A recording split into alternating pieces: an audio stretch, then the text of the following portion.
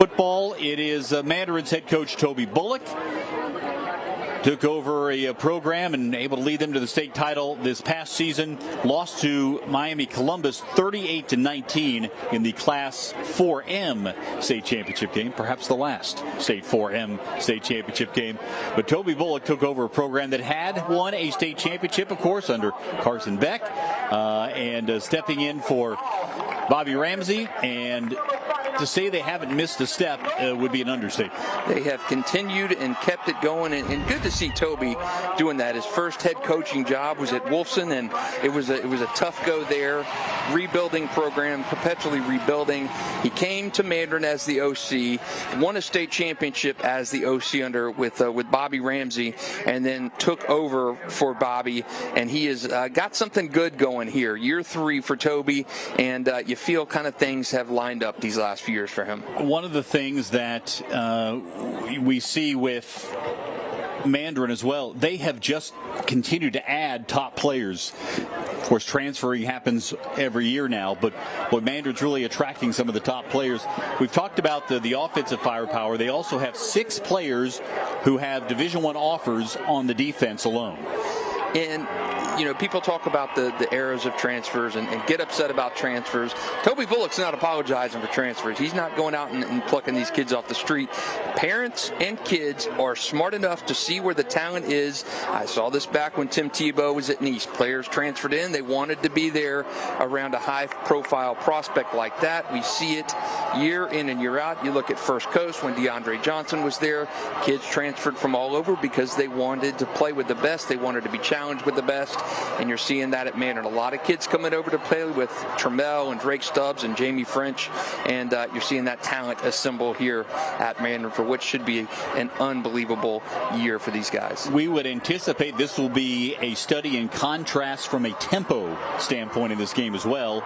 Mandarin, certainly with Trammell Jones in there, would be, and we expect as well with Knox Annis, the freshman quarterback, they'll want to up-tempo things, get a lot of plays in. On the other hand, Bradford, they want to grind it out. They want to make it a slugfest. They want to be able to control the clock as much as they can against this very talented Mandarin team. And with Bradford, you're a defensive-heavy team. Even with Zach Polk at quarterback, you're not going to want to throw the ball 30 times. You're built to slow this game down and run. They lost Willie Pollard to graduation. They lost Ajon Shanks to graduation. They lost Khalil Cummings to graduation. Those guys are excellent players. They were great players in their time in Stark. And now you've got a different type of offense. That's why you see Addison getting a lot of the featured roles. They are built for defense and ball control game, and we're going to see a different Bradford team tonight than you would have seen at this point last season had these teams played. These are 2 very successful head coaches in their relatively short time as the head coach in these schools. They've both really taken the success to the next level, and it's a great matchup for our game of the week here this evening. You like to see these matchups, and these matchups, to me, kind of like Florida-Georgia matchups. We don't see them often enough. Teams like Mandarin, they're in the Gateway Conference.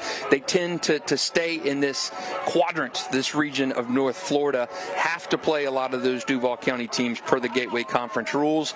And you're seeing Mandarin kind of step outside the box, and also Bradford step outside the box and playing a heavyweight team like Mandarin. And, of course, Mandarin next week goes on a lengthy road trip to maybe the best team in the country in IMG Academy. Well, one of the reasons why this game is taking place is because both teams needed a game. They started talking and realized that Bradford either was going to have to go out of town and play somebody in South Florida or the Panhandle or somewhere, or play Mandarin. And while it's a big step up from a class standpoint, it made a whole lot more sense. So this is a home and home this year in Stark, next year in Mandarin. The Tornadoes will get the ball to start the game as the Mandarin gets set to boot it away. We expect dry weather.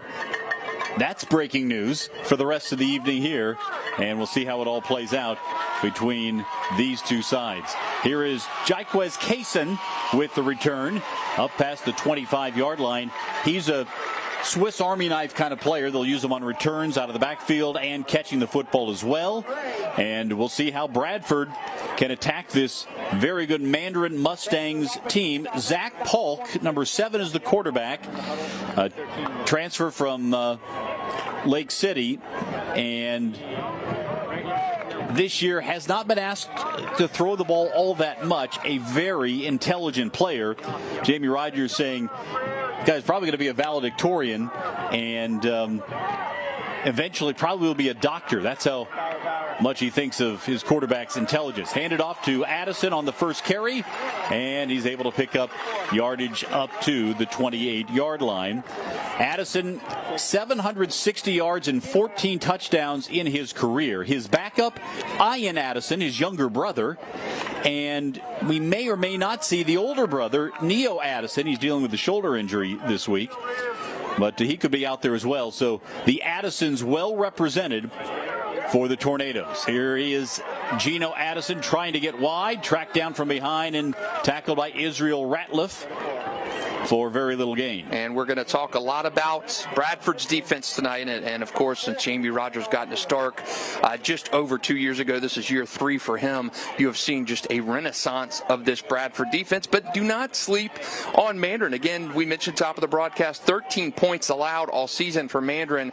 This is certainly their biggest challenge of this young season. They've seen Creekside, Atlantic Coast, and Sandalwood out of the gate. So a step up in terms of competition, even though Bradford's a little bit smaller of a school. Bradford has played a very tough schedule to start as well. We'll get into that here in just a moment. Flags fly, whistles blow before the snap. And a false start called on Bradford. They opened the season with a 13-7 win at Baker County. That was a little homecoming for Jamie Rogers, who not only formerly coached there, but also went to high school at Baker County. Then a 29-14 win at home against Dunellen. And then last week, South Sumter came to Stark and left with a 28-7 loss. So Bradford, 3 wins and have not given up more than 14 points in their games. Both of these teams have been very stingy on defense this year. Here's Polk to throw it on third down. Looking up top to throw. Catch is made along the near sideline and should be a first down. Picked up by Brandon Williams, the slot receiver, with just his second catch of the year. He's actually run the ball more than he's caught it so far in this campaign. Right in front of Kevin Herring. And this Mandarin secondary is very good, so you got to find those seams and cracks in that defense where you can. And he was just in front of Herring on that great throw by Polk to get that on third down. And there are 3 defensive backs who have Division I offers or have committed to Division I teams on this Mandarin defense. Polk fakes the handoff and hit in the backfield, and down he goes. There's Drake Stubbs. And yes, he is a Miami commit. He'll win the U. He'll wear similar colors in his college career, but he is as good a defensive back as you'll find in the area. Drake Stubbs with the number 0 this year. He was switching numbers. He was 11 last season. That number now worn by freshman phenom Bryson Wright. So second down and long for Bradford after the loss of 3. Polk to throw it if he gets time. Chased down from behind, and down he goes. Brody Jennings, a Michigan verbal, with the tackle for loss. Coming off the edge from his defensive back position. Brody is another in the long line of the Jennings lineage. There have been so many Brandon Jennings. There's a Jennings sister who jumps high jumps and runs track at Creekside. There have been so many Jennings in this area. They're all darn good football players and athletes as well. So 3rd and 16. Make it 17 for Bradford. And another whistle.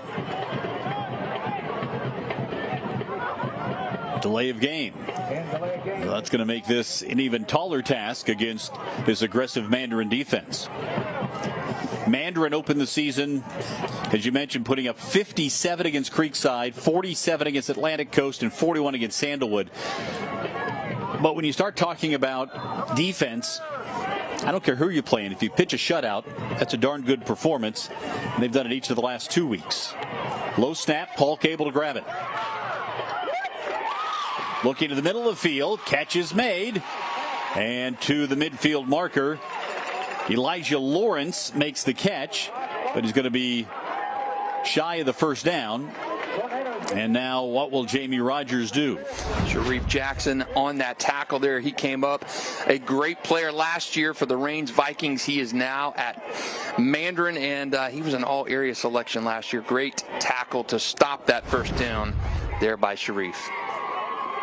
So 4th down and 6, and they'll go for it here. Nope, quick kick instead. Mandarin wasn't fooled, had a couple of guys back deep. Here comes the return by Jackson. Gets to the 35 before he stopped. And now we'll take a look at the Mandarin offense and freshman quarterback Knox Annis, who certainly has big shoes to fill with Tramel Jones, the 4-year starter, out with the injury. This matchup between the number 1 team in the News4JAX Super 10 and the number 4 team in the News4JAX Super 10. Who's catching your eye this year, Justin? A lot of these, and 10-8 playing right now. Beachside and Ponte Vedra, big one for Beachside. Really step up in competition. Nice, Houston, Fletcher, they're off to a great start. Oakleaf, a challenging game this week. They're at Hawthorne. Bowles, of course, playing Bishop Kenny. St. Aug and Riverside. Rains and Mainland this week, too. So many good matchups this week. But, man, those 1, 2, and 3, and 4 teams have been set in stone for these last couple weeks.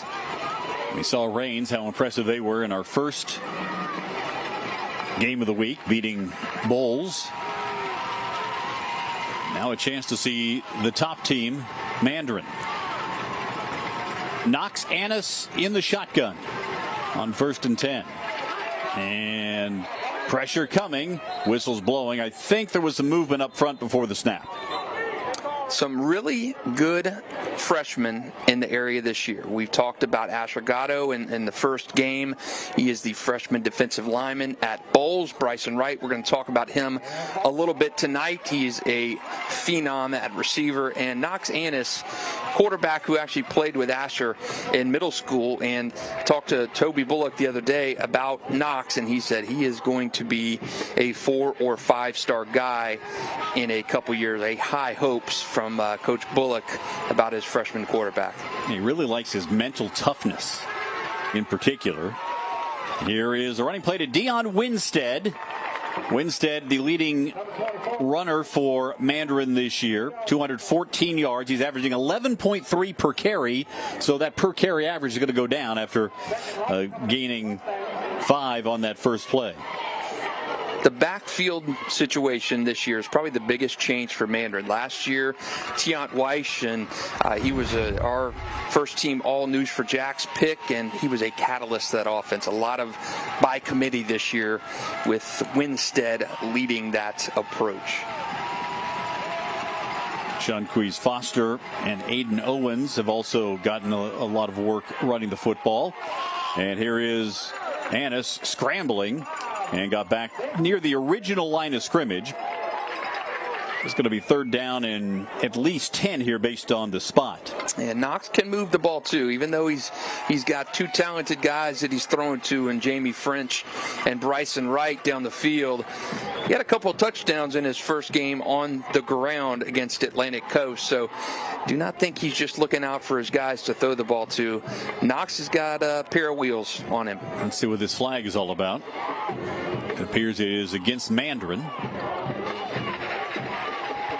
It looks like a holding call.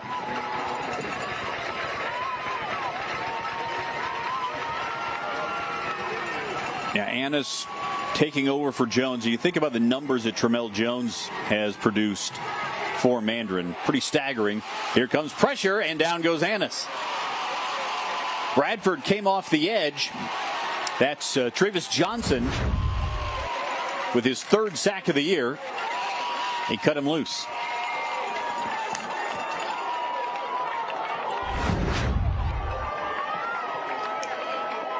Beg your pardon, it was Jordan Kaysen.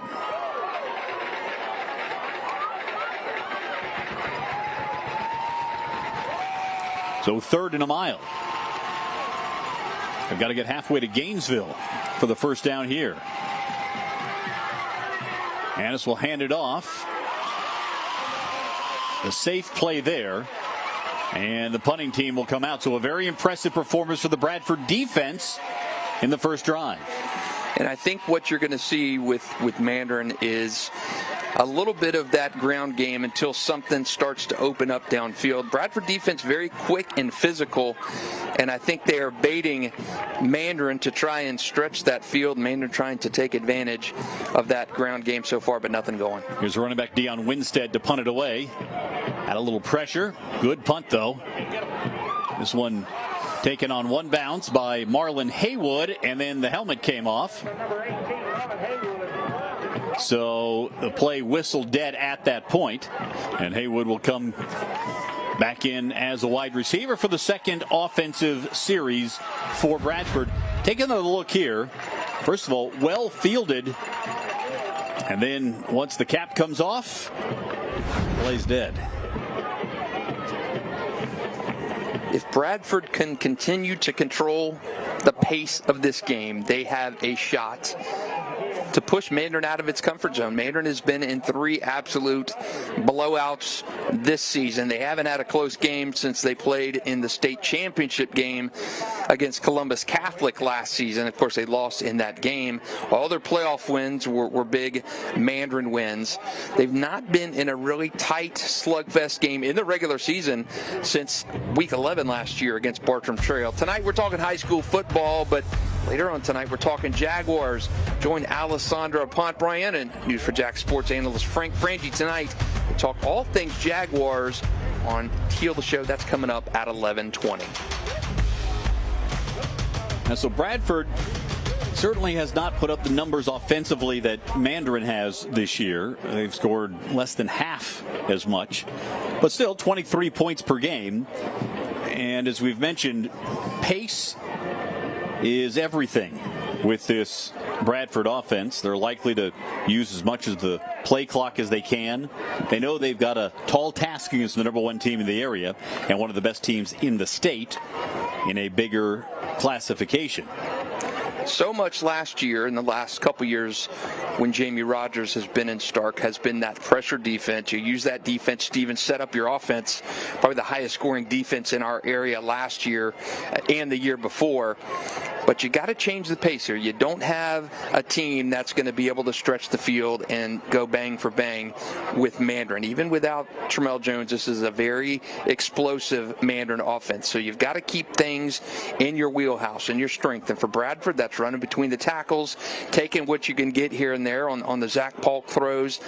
But you got to think that Jamie Rogers and his staff are fine playing the slow game. Run the offense as much as you can. Kind of like we saw Ponte Vedra against Bartram a couple weeks ago, Cole, where you were not going to try and take shots down the field. Everything was handoffs or 6, 7, 8, 9-yard routes, and everything that they kept was really close to the line of scrimmage, and it worked. It frustrated Bartram and kept that going, and I think we're going to see a similar game plan tonight with Bradford.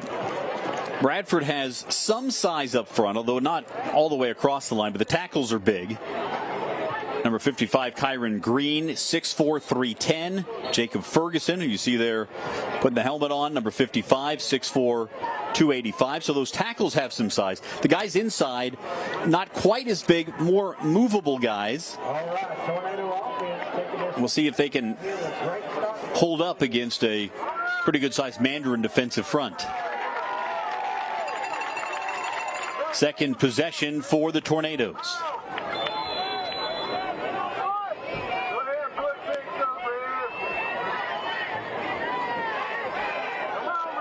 Polk to throw it on first down.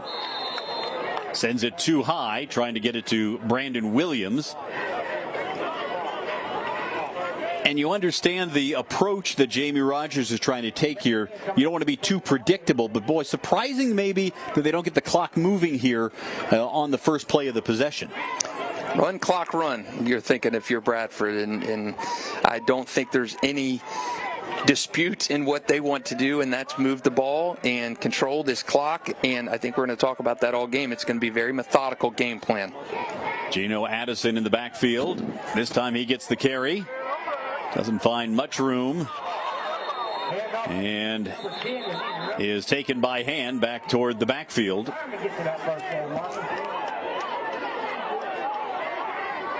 Sharif Jackson had him around the wrist.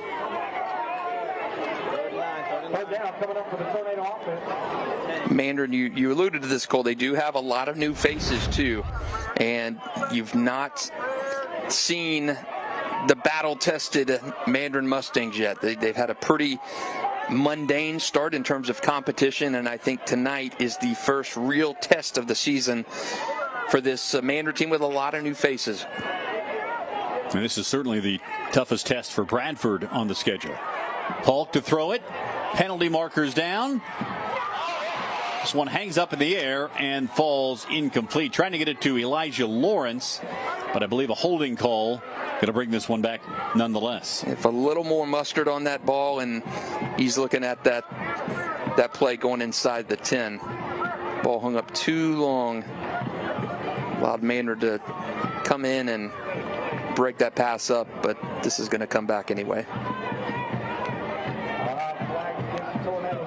In talking to Jamie Rogers this week, he said this is his most physical team he's had at Bradford. His quote is, "Our kids like to run into other people." And we've seen it. The penalty is declined, so 4th down. And they are going to have the opportunity to do some running into other people throughout the course of this game. So a quick 3 and out. Very little time off the clock as well. And Jeremiah McKenzie's punt trickles down inside the 5 and downed right there. So field position played well there by Bradford. And it brings the long field into play for Mandarin on their second possession. Can't tell you how many highlights the last 2 years. Alessandra Pontbrand is a regular in Stark, and I cannot tell you how many times she has brought back highlights. Very similar situations like that. A punt deep where you think this is a relatively blah play, and then, oh, by the way, a big play follows a couple after that on the defensive side of the ball. Special teams have set up so many big defensive plays for this Bradford team. All right, now let's see how the freshman quarterback Knox Annis handles this one. They went backwards on the first drive. Hand it off, and they go backwards here again. Mandarin trying to run it. This time it was Seanquise Foster, the sophomore running back, and he loses a couple of yards. Nice play there. Big tackle there by Brian Clifton. The third looks like he threw him back there for maybe a 2-yard loss.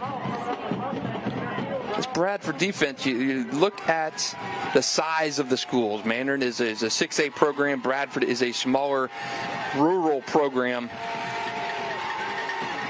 Here's second down from the end zone. Anna's going to roll out and throw. And caught. And it's French with his first catch of the ball game. Jamie Rogers does not want number 2 to be the guy who beats Bradford tonight. But that is an easier said than done kind of task. And you see the rollout here and right out to the 15-yard line. First down for Mandarin. Poised there from Knox, too. Out of his own end zone, making a throw like that reminded me of the Jaguars play near their own end zone last week when you gave it to Tank Bigsby and saw him break about a 25-yard gain. Confidence there for the young freshman Knox Annis thrown out of his own end zone. Bradford player down, so they'll take a moment here. As you look at Jamie French, number 2, had initially verbaled to Alabama and then changed his mind and chose Texas. Everybody wanted a piece of Jamie French. It's a good time right now to remind you that, yeah, you're watching this game, and it is going to be a good one right down to the wire. But after that, stay tuned for our Varsity 4 high school football show. That's coming up tonight at 10:30. Catch that at Channel 4. News4JAX Plus, News4JAX.com. We got highlights of all the games from around the area, scores from all over the place, even up in South Georgia. We've got some good games going on up there tonight. Join us at 10:30 for our Varsity 4 high school football show. I asked Jamie Rogers how to handle Jamie French, and one of the things he said is you've got to change things up. French again, and gets back to the line of scrimmage. Double team, use different combinations against him, maybe try to confuse the freshman quarterback. But he knows this is a guy who can be an absolute game breaker. Jamie French, just one touchdown catch this year, but he leads Mandarin in receiving. He is so good with the ball in his hands and making plays. Even if it does not lead to a touchdown, he's setting Mandarin up for something big. Coming into the game, averaging 29.4 yards per catch. Quick throw to the near side. This one is caught by Ethan Sherman. Sherman breaks a tackle. He has a first down and more. Finally pushed out of bounds in front of the Bradford bench at the 38-yard line. Well, Sherman, just his 4th catch of the season. And a nice job here to elude a couple of Bradford tacklers. So many weapons on this Mandarin offense, and you're seeing right there, not even called Bryson Wright's name tonight, and he's going to pop up here soon. Inside 3 minutes to play here in the first quarter, still scoreless. Mandarin trying to get something going. They started this drive at their own 5-yard line.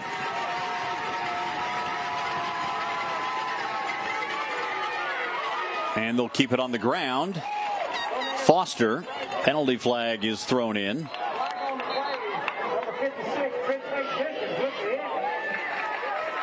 Trente Jenkins with the tackle.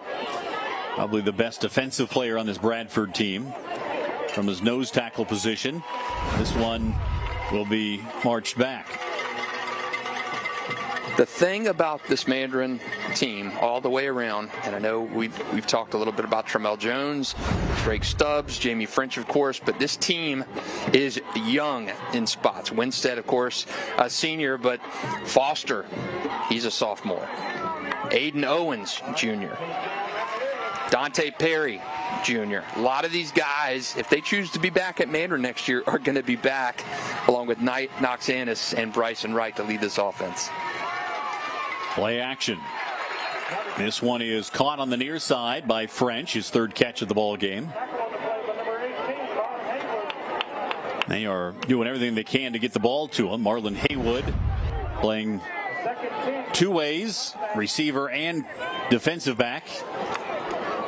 Had coverage and made the tackle. 10 catches this season now for Jamie French. He's got 3 of them in this game, and you feel like he is on the verge of breaking one here. Everything been short into the line of scrimmage so far. One of these days, one of these plays, I think we're going to see Jamie light it up. 2nd down. Annis on the rollout. And along the sideline, was it intercepted? No, just out of bounds. Excellent effort by T.B. Perry. Senior defensive back tried to toe drag. You see the mobility of Annis. And just couldn't hold on to it. Very good pass break up there. You're on the other side of the field if you grab that one. And now Bradford jumps. Were they drawn? They were.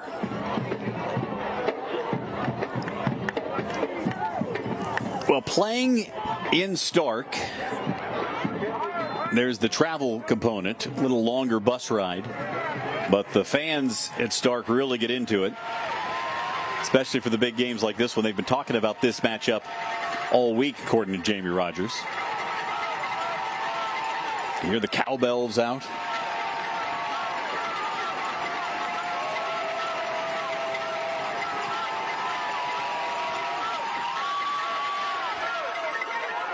Quick throw, Annis got it to French. Hit once, got away, hit again, got away, but not the 3rd time. Taken down by Jeremiah McKenzie. And what pursuit by the Bradford defense. Jeremiah is the best player on this Bradford team. He has contributed at quarterback, running back, and he is a natural safety linebacker. And you saw him here finish off Jamie French in the backfield, and took 3 guys to bring him down, but Jeremiah McKenzie is a baller. So the punt team comes on for Mandarin. Leon Winstead to punt it away again. We expected this one to be a defensive battle, and through the first 11 minutes, that's exactly what we've gotten. 2 salty defenses getting after it. You know, and Toby Bullock, when I talked to him this week and asked him about the environment at a game like this, you do not get to see a place like this often if you're a team in Duval County. Duval County does not have this type of atmosphere where you're going into small town country football and you don't see it. You just don't see it. The Friday Night Lights atmosphere, the Baker Counties of the world and the Swannies of the world, the Columbias. You don't see that week to week. And Toby Bullock said, hey, it's not just exciting for those hometown guys in those small cities, the small town Friday Night Lights. They're not the only ones excited. Our guys get jacked and pumped up to play in an atmosphere like we're going to see on Friday night. And Stark and Lake City, Union County, those atmospheres, the small town Friday Night Lights is what Stark Bradford is, and these Mandarin guys are loving playing in it. Jamie French said they were pumped up to play in this type of setting. Drake Stubbs said that when we talked to him the other day, and I think you're seeing that. Both these teams excited to be in this situation. That's here. number 4, Jaquez Cason, coming off the field after the injury. We talk about our Super 10 on our show tonight, but every Tuesday night at 10 p.m. we unveil our new Super 10. We'll have a few new teams in there after our blockbuster week this week. We've got some Super 10 matchups going on tonight, and we will have, I'm sure, at least 2 new teams in that Super 10 next Tuesday night on the 10 o'clock news. You can also find that at News4JAX.com. So 3rd possession for Bradford. Polk will hand it off. And this is Ian Addison. And some late flags come in at the end of the play. Ian, the younger brother of Geno Addison. We've talked about the 3 brothers on this Bradford team. Got a lot of flags here in this first quarter. It's only week 4, Cole. Offsetting personal fouls. It's as if it never even happened.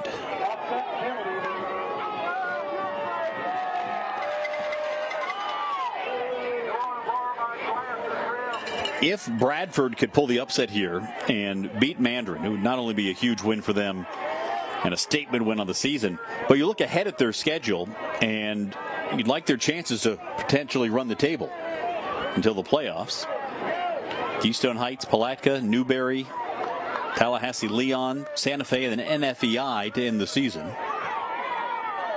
This is certainly the sternest test for the Tornadoes. Polk will work from under center. Here's Addison. Ian Addison with the pickup shy of the first down.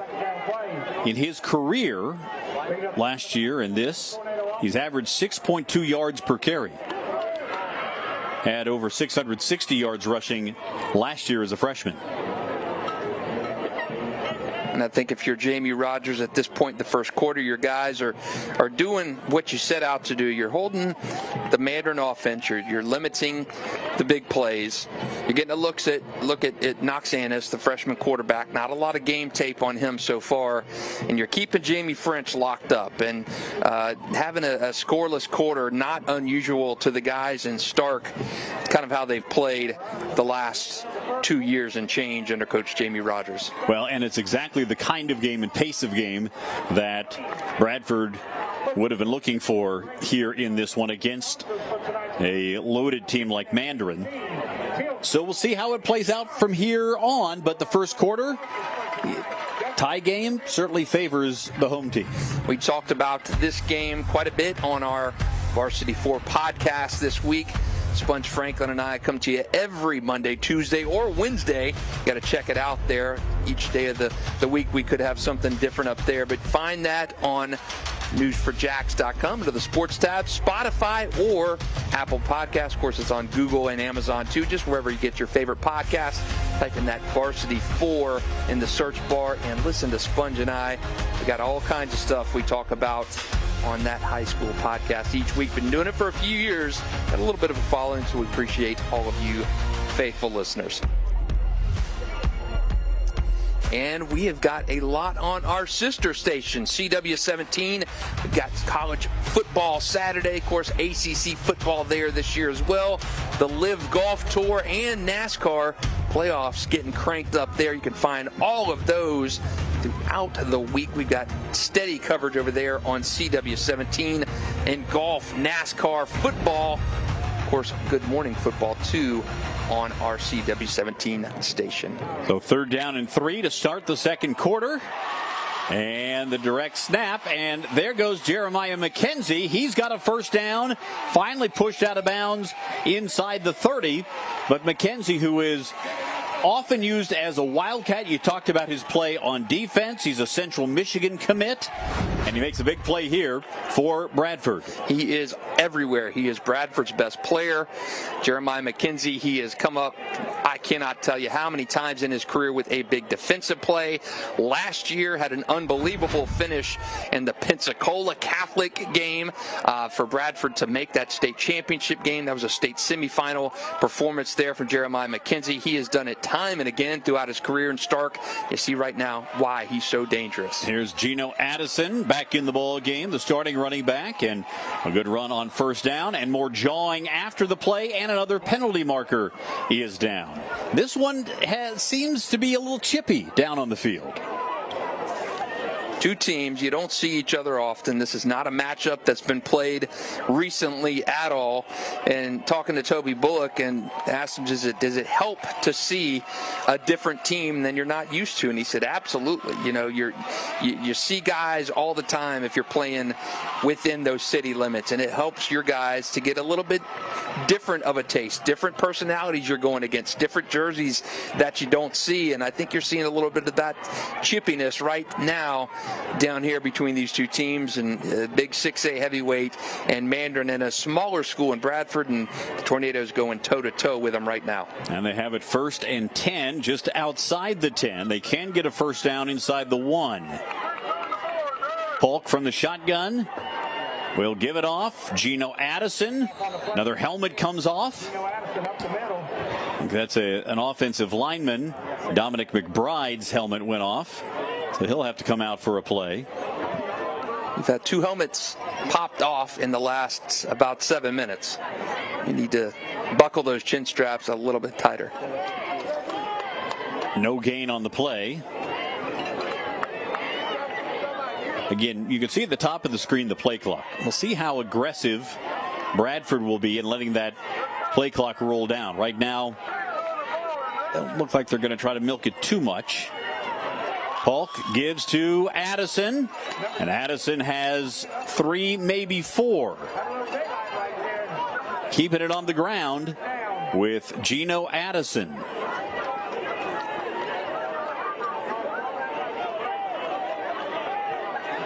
I don't think that Jamie Rogers could have written a better opening 14 minutes to this game. It's just what you wanted to do.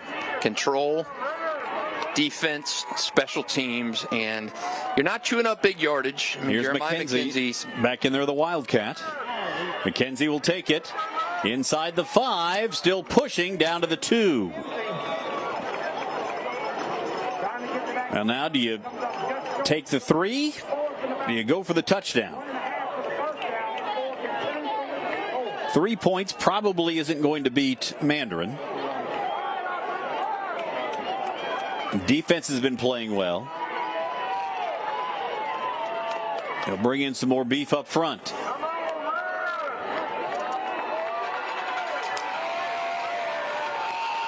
Got Trente Jenkins, the defensive tackle, now in there as a wing to the left. McKenzie stays in, and the Wildcat. He'll take it. But whistles blow before the play can conclude. You think it's rolling the dice. Last year, same play, same end zone. Jamie Rogers had a chance to either go for the tie against Pensacola Catholic or go for the win and go for two. And the riverboat gambler, Jamie Rogers, rolls the dice, goes for a 2-point conversion. Dejon Shanks punches it in. They beat Pensacola Catholic in overtime to punch that ticket to the state championship game. Of course, they lose to Cocoa in that game, but Jamie not shy about taking that opportunity. Well, with that penalty, they're inside the 1 and have a fresh set of downs.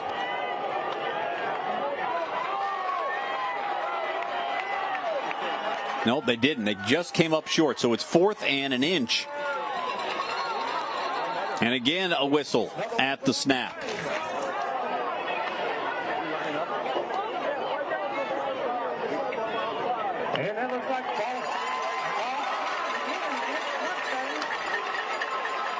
So Mandarin continuing to keep this drive alive. If you're Toby Bullock, you're scratching your head and saying, guys, stick on this line, do not jump. Now they say it's a first down. So there is the fresh set of downs.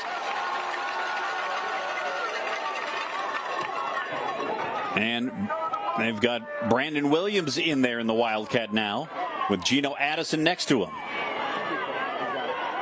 And Williams will take it in for the first touchdown of the ball game. Same play that they called right before that penalty. They didn't change anything. Brandon right in there, that left side of the line, and Bradford up on Mandarin early.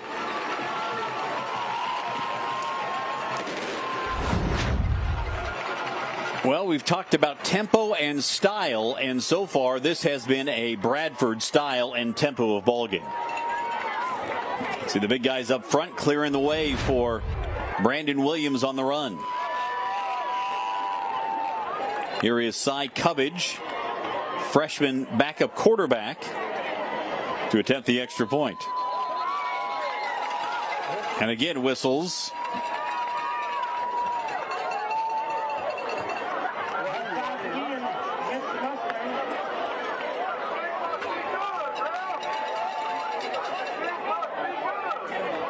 Mandarin offside. They've had some issues so far.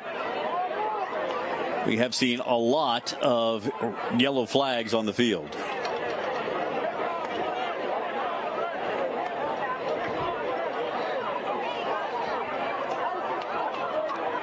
So they use half the distance here, and will that entice Jamie Rogers to maybe go for two? If you're Jamie, you just got to get your guys back to the sideline and settle them down. This is not familiar territory to Mandarin. Make them uncomfortable. Put them in some tough situations. And the extra point is no good. So a 6-0 Bradford lead with 8:39 to play before halftime. And perhaps for the first time all year, Mandarin is put in an uncomfortable situation. And I think that's what you want if you're Toby Bullock. This is definitely an out of comfort kind of night. You take a trip down to Stark, place none of these guys have played. Almost has the feel of a playoff trip from last year. Remember, Mandarin was the first team in area history to win 4 consecutive playoff games on the road. So this is not unfamiliar, but the type of competition is. So good to put these Mandarin Mustangs in a little bit of an unfamiliar type of situation. And speaking of football, we've got a good one tonight. We have high school football through the 11 o'clock hour, but 11:20 we switch to Jaguars. Frank Frangie, our News4JAX sports analyst, joins Alessandra Pontbriand, and they talk some Jaguars football, including Tyson Campbell going to IR. How will that change Jacksonville's defensive strategy with the Browns coming into town on Sunday? Check that out tonight with Teal the Show at 11:20. So here is the kickoff, and this one bounces out of bounds. It has been just about all Bradford until the last 2 special teams moments. Missed extra point and the kick out of bounds. So Mandarin now will have to try to answer after Bradford took advantage. And give some credit to the Bradford punting team that gave the long field on the previous drive. Defense has shown up. The running game has been there. And when you talk about a team that has dominated all game long, all season long rather, now we'll see how Mandarin responds with their star quarterback on the sideline with an injury, and the freshman Knox Annis leading the way. Annis to throw. Going deep. Trying to connect with fellow freshman Bryson Wright. Could not connect. Wright, 175 receiving yards this year on just 6 catches. 4 of his 6 catches have gone for touchdowns. And he's averaged over 29 yards a catch. He is fun to watch. I covered his dad, Colby, down at St. Augustine. He was a great defensive lineman in his day. His brother played at St. Augustine last year, Miles Simmons, and Bryson Wright, one of the most heralded freshmen to hit this area in quite some time. You're going to hear his name quite a bit over the next 4 years. Annis now on second down. Will hand it off.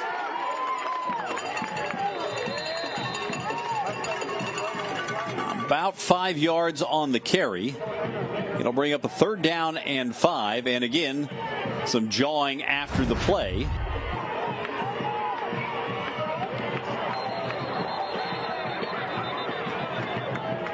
The big fella's doing some pushing and shoving down there. Deion Winstead was the ball carrier. And as you see, more laundry on the field. I think if you're Jamie Rogers and Toby Bullock, you've got to get your guys together and say, knock it off. These guys are calling the game tight. Everything is being scrutinized. Knock it off. You're costing us. Mandarin, a flag on them at the goal line on that following of the previous Bradford drive. Took the ball out of potentially a field goal opportunity on 4th and 1 and gave Bradford a 1st down. So these penalties, self-inflicted mistakes, hurting both of these teams and certainly hurting Mandarin more than it is Bradford. And you go from 3rd and 5 to 3rd and 20 as a result.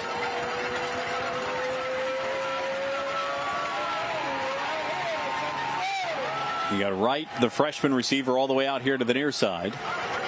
French to the right in this 4 wide receiver set. Annis under pressure, trying to get to the edge, gets outside and pushed out of bounds. And another flag. This one's going to be a late hit. Stupid Mistakes, Cole. Stupid mistakes, self-inflicted mistakes for both teams.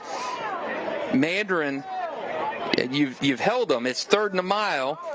Knox scrambles, of course, and then you're adding 15 at the end of this run after that play. He's clearly going out of bounds. You got to let that play go out of bounds. Let him go out of bounds. Don't additionally shove him right near. We may have a holding call back near the line as well. You saw one of the other officials indicating holding.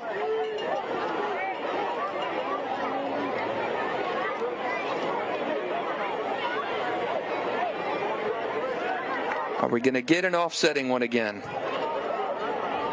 That would be enormous for Bradford.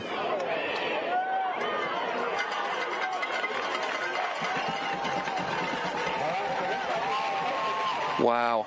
Oh, they did not call for a late hit. Did not call the push out of bounds. Oh, there they did. There it is. There okay. they did. Offsetting. So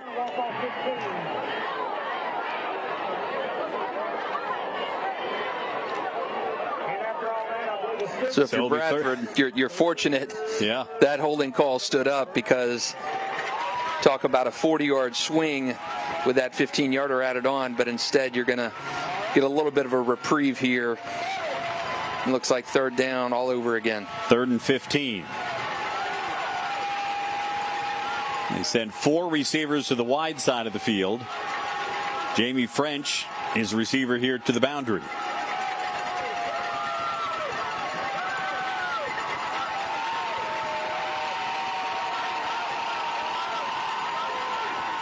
Bradford looks like they're bringing pressure. They do. And almost intercepted. They were trying a little slip screen to French, and that one was almost picked off. Duke Lewis was in the neighborhood. Number 5 dropping. We talked about Jeremiah McKenzie, but Duke is the other guy on this defense that is lights out. The nickname like Duke, you expect the big things. Little John Wayne action there. John Wayne, or even Tommy Morrison, a relative of John Wayne. Tommy the Duke Morrison, the old boxer. And here is the punt by Winstead. Taken by Haywood at the 39-yard line. So Bradford now with the ball and the lead here in the second quarter. Now, if you're Bradford, Jamie Rogers has got to pull the young man aside who had the push of Knox Andis out of bounds for the unsportsmanlike. If you don't do that, you let him go out of bounds, that play, you decline that penalty, the holding penalty, and you get the ball back. I just don't understand with some of these self-inflicted mistakes. That penalty by Bradford was big because otherwise you're forcing Mandarin to kick even deeper. Not even a chance for that swing pass that Duke broke up. All right, 1st and 10. Zach Polk from the pistol formation. And again, Mandarin jumps off sides. Brian Harris, the Maryland commit, came across the line. The hard count by Polk got him going.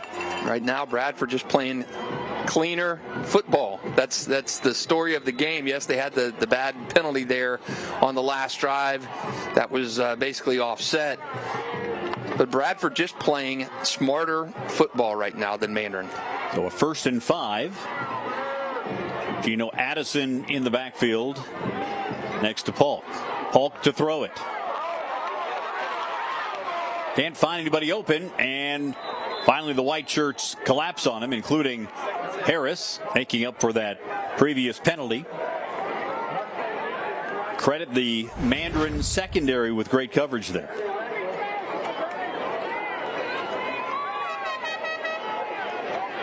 The thing I wonder about the second half of this game, Mandarin, a bigger school, bigger bodies, more of them. How does that show up when you get to mid of the third quarter, late in the fourth quarter? It is not unseasonably hot. More movement before the snap. But it is very humid.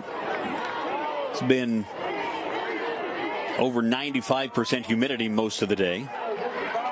This time, this one goes against Bradford.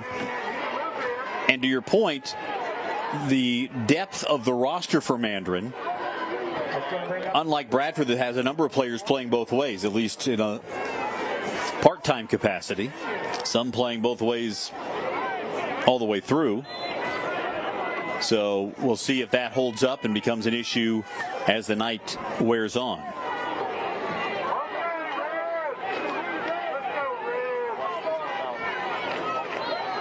Polk on 2nd and 12. We'll give it to Addison. Has a little seam on that side, and he drags the defender. Ball came out at the end. And into the end zone is Drake Stubbs. Will it stand? Flashing the U. We'll see if this stands. Not sure if it will stick. Drake Stubbs quick to throw that U as the Miami Hurricanes commit. Take another look here. Was Addison down?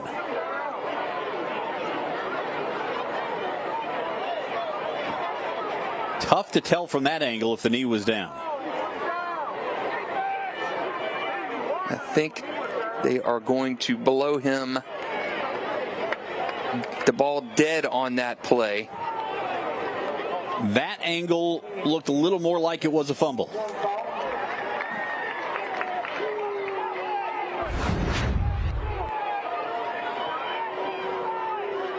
Of course, there is no replay in high school football. We're waiting on the call The referee ran down the other way as Stubbs ran that way. The first replay angle looked like he was wrapped up and down before that ball came out. The second one looked... Let's take another look here from this angle.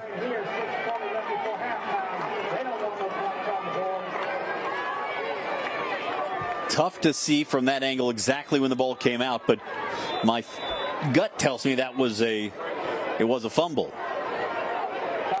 Let's see if we can see here. I can't tell if that ball popped out of his arms as he was hitting the ground or if that knee was down. Tough to say that with certainty there. Yeah, if I was betting your money, I'd say it's a fumble, but we don't have enough evidence to necessarily say that empirically. And of course, it's the play on the field. These guys in the striped shirts are going to have an extended conference about it.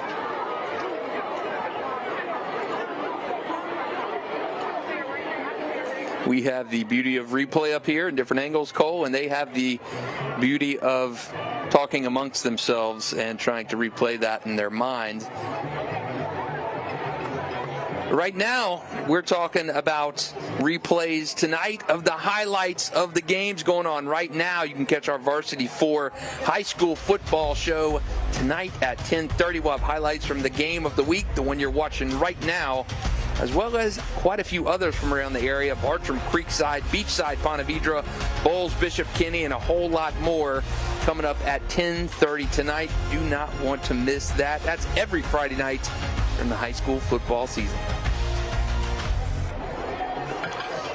And if you like high school football talk, you're in luck. Sponge, Franklin, and I talk to you each week. Tune in Monday, Tuesday, or Wednesday on your favorite podcast platform. You can find the new content each week. Find that on News4JAX under the Sports tab, or Apple Podcasts, Spotify, Google, Amazon, or wherever you download and listen to your favorite podcast. We have wrap up the week that was, the week ahead, and also tackle a topic each week.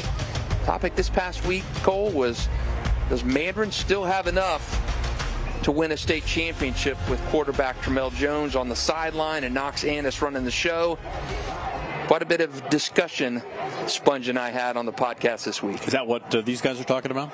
It could be. I think they're going through the podcast and scrubbing through and listening to what Sponge and I said, trying to get the vibe on if we thought Mandarin still had enough.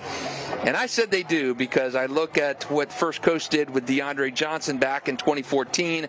He was a freshman quarterback playing on a team loaded with stars like Chris Black, and DeAndre got First Coast to a state championship game as a freshman in 2011. Of course, they lost to Braden Manatee in an epic 41-0 blowout, but that's not the case, not the point. They still got there, so I think Knox Annis and this Mandarin team of stars could still play for a state championship. Well, this is a surprising ruling. They're giving the ball to Mandarin, but not giving the touchdown. So they start from the 30-yard line, and they'll hand it off. Running to the left is Shanquise Foster. Maybe an inadvertent whistle, but that is not the kind of ruling I was expecting. I was either expecting touchdown or Bradford football. I'm with you, Cole. I thought that was going to stay with Bradford, or they were going to give the touchdown to Drake Stubbs. I did not see them whistling the ball dead where that fumble occurred. But regardless, it's Mandarin football on the move now on the Bradford side of the field. Best drive of the night right now, courtesy of that Mandarin defense. Well, Drake Stubbs making a big play, setting up the offense. And I'll hand it off again. Foster has a first down inside the 15.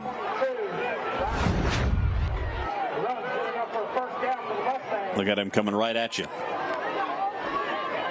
The stable of backs at the corral, and you're seeing it tonight. Winstead, Foster hammering away at the center of this Bradford defense. Short field to work with, though, and I think Mandarin take that every time.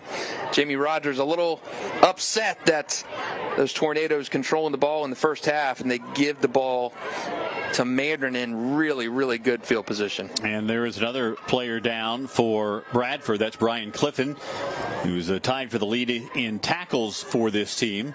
He has a couple of sacks, a couple of tackles for loss this year. He's a key player on the Tornadoes defense. We have got Super 10 results coming up to you tonight, how all the Super 10 fared. But each week on Tuesday nights in the 10 o'clock news, you can join us for a Super 10 reveal. That's right. We've got new Super 10 rankings coming to you every Tuesday night.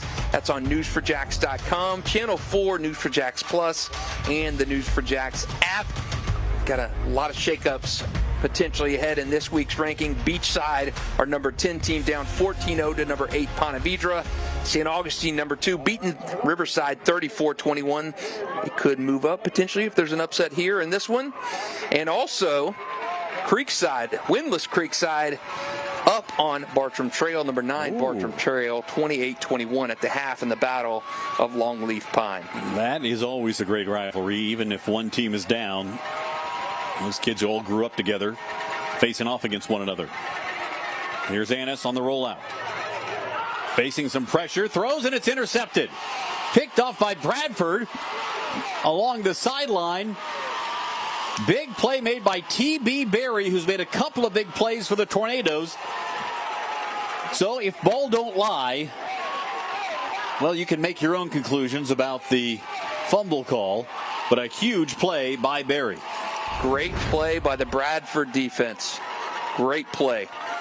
Tyler T.B. Berry. Looked like Knox was looking to the end zone, not to Jamie French, who was around at the 5, but T.B. Berry right there. And that Bradford defense, I'm telling you, they bend, but they don't break. I saw it last year against Pensacola Catholic. They were down 14-0.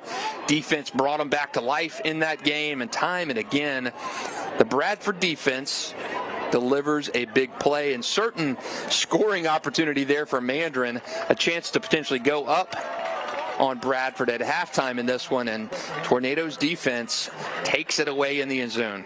With T.B. Berry, you shouldn't be able to make big plays like that and have a head of hair like that. That's just not fair. Little Troy Polamalu-ish. Yeah. All right, so he was marked out of bounds at the 5, so Zach Polk and company will have the long field here. With 5:10 to play before halftime. Polk will work from under center, an I formation behind him. And they give it off to Addison, running behind Reese Wainwright as a lead blocker.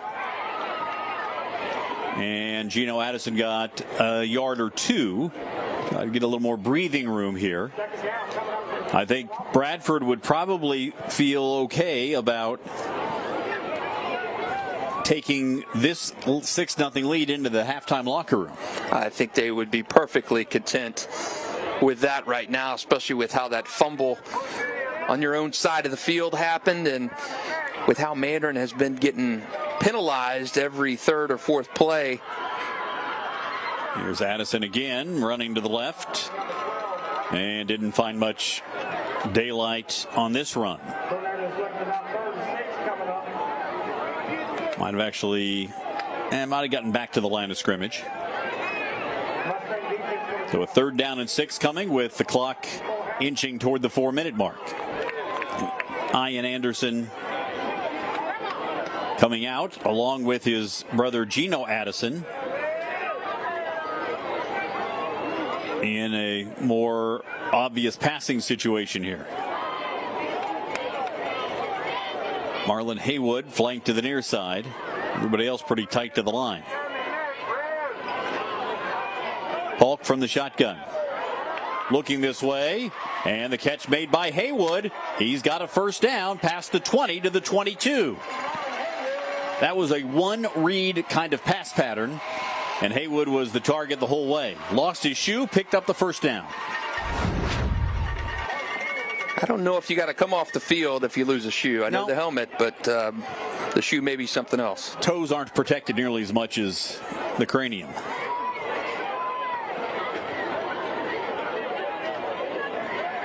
With maybe one more first down, Bradford could take this thing into the halftime locker room if they so choose. They'll keep it on the ground, keep the clock moving as Geno Addison carries once more. Now my question to you, Cole, we talk about rankings.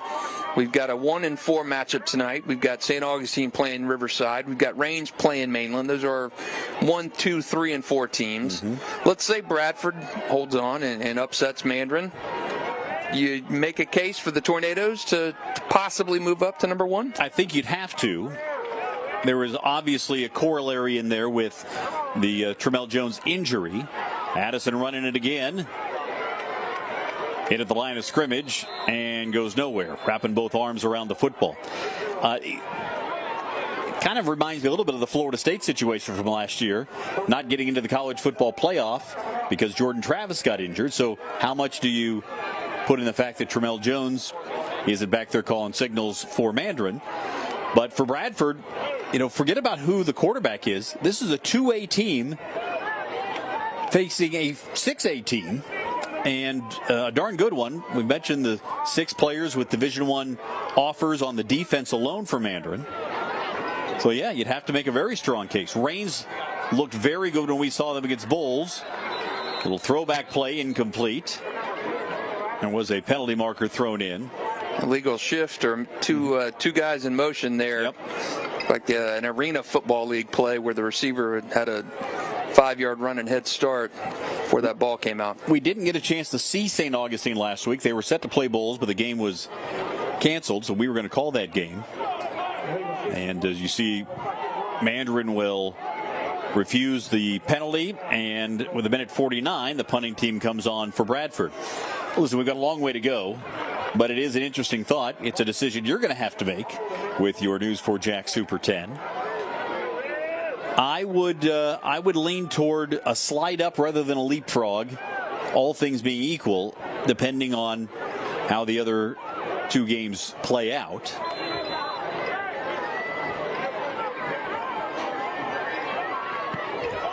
Here's the punt. And this one takes a Bradford bounce.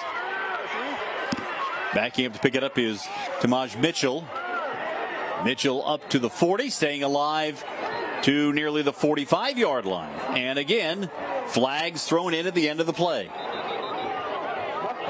Passions are running hot on the field at David Hurst Stadium. Went to the United Nations with the kids last July, Cole, up in New York, and I've seen more flags here tonight than we saw during that trip to the UN. I was wondering where you're going with that one. Maybe you would be calling for the decorum that you see in the UN.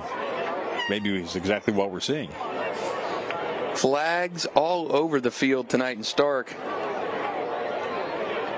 We'll have those numbers coming up for you half, but a lot of yellow material on the field tonight.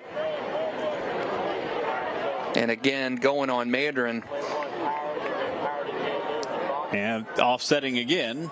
Will it be after the play? Well, the block of the back would have to be during the kick, or during the kick return.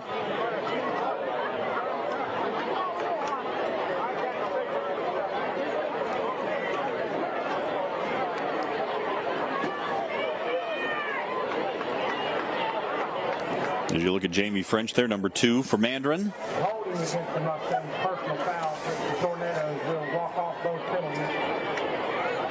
So they will impose both penalties here. And after that, we're looking at Mustang's first down at about the 39-yard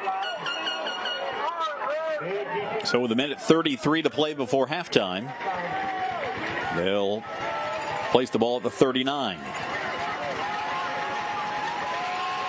Mandarin plenty explosive. Enough time here to make a big play. Throw is behind Bryson Wright. The freshman couldn't come back for it. It's incomplete. Mandarin just out of sync tonight. And it's their first significant challenge of the season. We're a month into the season right now, and you've seen Atlantic Coast, you beat them 47-0. You've seen Sandalwood, you beat them 41-0. You've seen Creekside, you beat them 57-13. And you've just not seen the competition that you're seeing right now, and you've had the rain all over the place, and the first kind of bit of adversity that Mandarin is having to go through right now. Annis to throw it on second down, looking long, and overshoots everybody, incomplete. So 2 incomplete passes.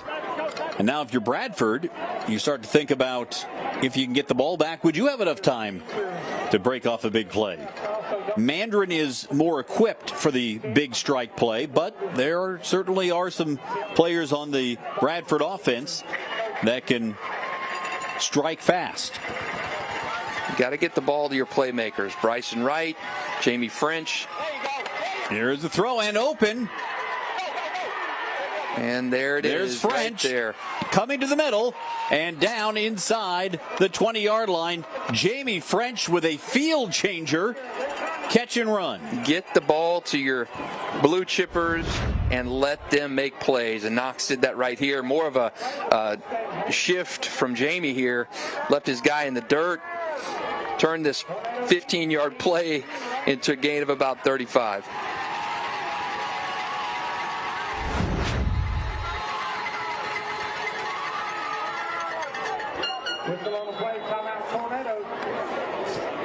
Bradford will call a timeout with under a minute to play here before halftime. French went over to the sideline, was shaking his hand. You can see him sitting down right now. Oh boy. Yeah, hopefully that's just a cramp he's trying to work out.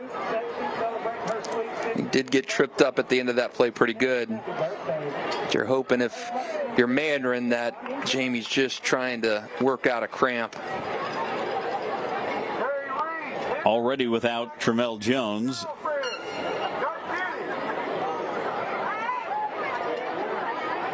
And we'll keep a close eye on Jamie French and how he handles things here after that major game-changing play, potentially game-changing. Certainly kept Mandarin's hopes alive to try to get a touchdown here before the end of the quarter. Take a look at the end of the play, see what we can see here. Now, feet came out from under him, landed on that left arm.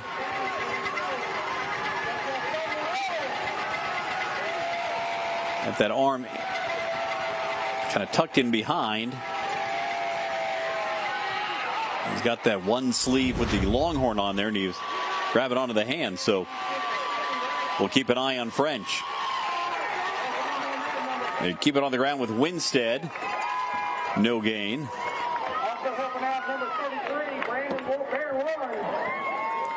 Baron Walden in on the tackle for Bradford. I think if you're Jamie Rogers, you love how this half of football has gone. You've hung with Mandarin. You've kept the ball for the most part. You've let Mandarin make those self-inflicted mistakes in a field position game. You've really only given up 2 big plays. They've both been to Jamie French, and only one of them has got them in scoring position. You've got the fumble recovery by Drake Stubbs, but your offense has largely been held in check, something that we've not been able to say about Mandarin since that game against Columbus in the state championship game last year. Well, it was interesting talking to Jamie Rogers about this matchup. One of the things he said was he likes to play against tough competition because their idea is, hey, get back to the state finals. If you face Cocoa again, somebody of that ilk, you've got to be tested before then. That can't be your only tough game on the schedule. So this certainly is an opportunity for both teams to take a step up in competition. And so far, Bradford has answered the bell. Couple other scores from around the area for all of our people listening and following. St. Aug 34, Riverside 21 at the half. An upset brewing over at Skinner Barco tonight, perhaps. Cole Bishop Kinney 21, Bowles 7. About a buck and some change to left to go in the half of that one. So that was a game that was going to be played at BK, but all the rain forced it to be moved to Skinner Barco. Annis throwing to the end zone. Incomplete. It was high and wide as they were looking for Bryson Wright, the 6'3" freshman, who was being covered on the play by Marlon Haywood. That's going to bring up another third. Put the ball in your guys' hands and let them work. We saw Knox hit Jamie on that play to get him down here just outside the red zone. And Bryson Wright is the other big guy they want to get the ball to. He has not had any luck so far. Annis on 3rd down and 12. You need to get inside the 10-yard line for a first down. Annis under some pressure, throws, caught inside the 5, and down at the 1 is Ethan Sherman. Great catch by Ethan. The number 3 receiver making some plays tonight. He has been a big number 2 tonight, right behind Jamie French, making some catches. So Jamie with the big catch and run to get him to the 20, and Ethan Sherman, the big snag in traffic. And how about the throw from the freshman? Great. Really drove it on the post pattern. Great throw and catch. Ethan knew he was going to get walloped and still held on.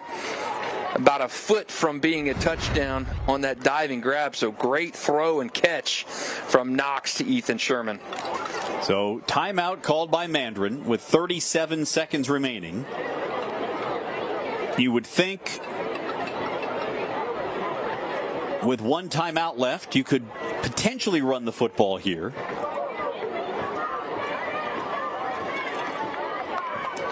The freshman Knox Annis has not looked rattled at all in this game. He's showing some composure in just his second varsity start. We'll see what Toby Bullock decides to dial up here.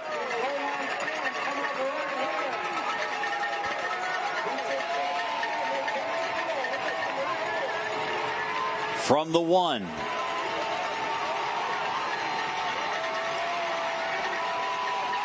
Dion Winstead in the backfield along with Dante Perry, and it's Perry on the direct snap. He takes it in. Touchdown Mandarin. Just what you need if you're Toby Bullock. A big drive like that with some adversity and a score before halftime. You're probably going to go up pending this PAT. And a great show of resilience from Mandarin. When you lose Jamie French on this drive, still don't have an update on him. And a great throw from Knox Annis to Ethan Sherman to get them down to the 1. And then Perry plunges in there. Mandarin looking at its first lead of the game. Dion Winstead, running back, also handles punts and PATs. Will try to give Mandarin the lead with 31 seconds remaining before halftime. And the kick is good. So Mandarin answering some choppy waters here. Taking a 7-6 lead over Bradford. First time all game that Mandarin has led. Great drive from Mandarin. Now we talking some more stuff, more college football, NASCAR, Live Golf. We've got it all on CW17. College football Saturday starting up tomorrow afternoon. ACC football, of course. Then we've got NASCAR playoffs just cranking up on that circuit. And then, of course, Live Golf. We run the gamut on CW17. You can find the schedule over there. But if you like sports, we've got a lot to choose from on CW17. We've got a new Super 10 coming up. The rankings later tonight. See how our Super 10 teams did. Plus, later tonight, Teal the Show. We talk about the Jaguars matchup with the Browns on Sunday. News4JAX sports analyst joins Alessandra Pomperian in studio. That's coming up tonight at 11:20.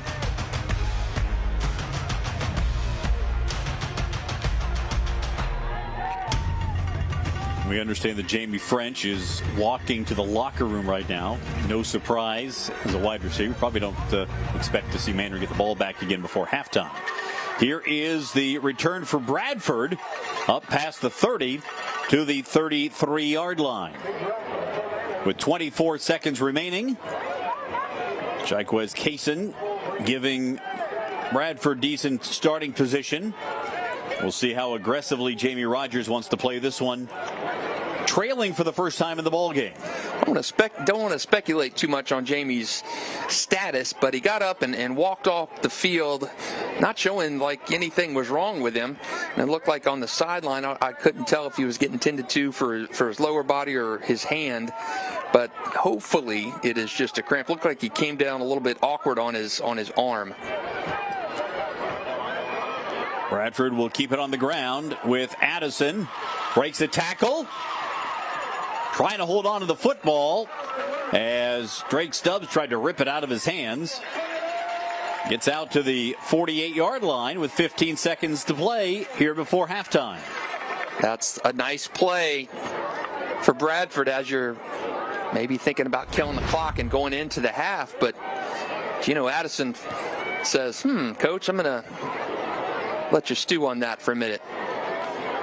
Now you're close to midfield, and you don't have an offense that's going to throw the ball 50 yards. So what do you do here? Do you run it with Jeremiah McKenzie like you did before to flip the field, or do you maybe take a shot down the field and throw it deep? And maybe throw it up, see if Marlon Haywood can make a play on it. Again, we've talked about the talent in the defensive backfield for Mandarin. You got a timeout, maybe run one more, or maybe a little misdirection. We saw them try to throw a bit of a throwback play in the last drive.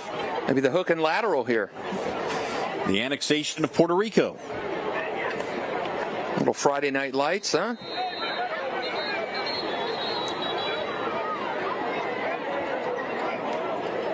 We talk about our Super 10 rankings coming up tonight. Who won, who lost, who's moving up, who's moving down. But our new rankings, they come out on Tuesday night on the 10 o'clock news. You can catch that in our sports segment at around 10:45 p.m. on Tuesday night. That's on Channel 4, also News4JAX Plus. Plus our rankings are on News4JAX.com. Balk to throw it. And he's going to give himself up. Ball came out, but he was down before the fumble. So with 10 seconds remaining, maybe one more shot. After that, Jamie Rogers may just say, let's head into the locker room. More conversations being had here by the officials. At this point, I'd probably just take a knee and get this one into the break hole. I think so, too. See what the flag's all about.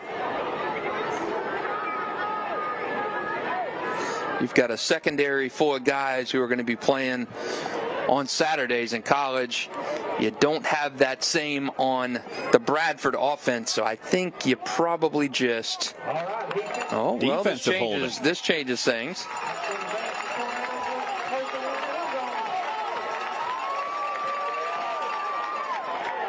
Yeah, so with 10 seconds left, now in Mandarin territory at the 42, they'll restart the clock on the snap.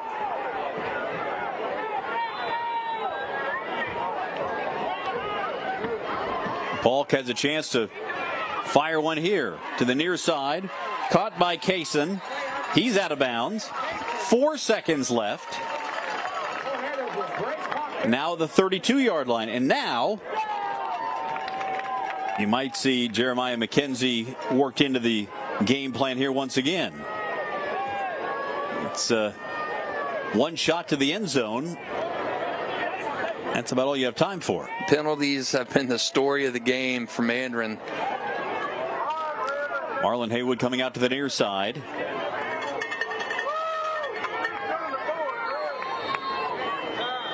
And now Jamie Rogers is going to use his last time out.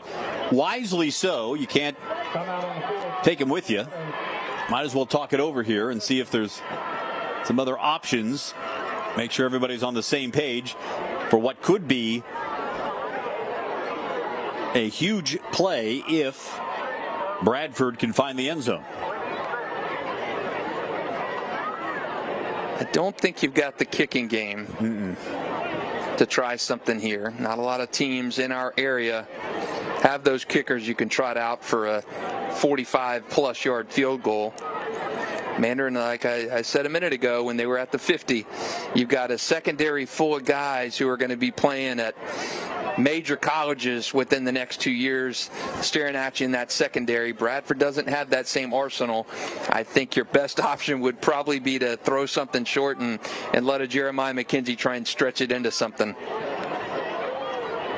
I would be worried about an interception return going back the other way if you just throw it up. Now you've got a Miami and a Michigan commitment, plus a guy with an offer from Penn State in that secondary. Hulk drops the ball, and they say he put his knee down. So that's how the first half is going to end. It has been a slugfest and a flag fest here in the first 2 quarters of play.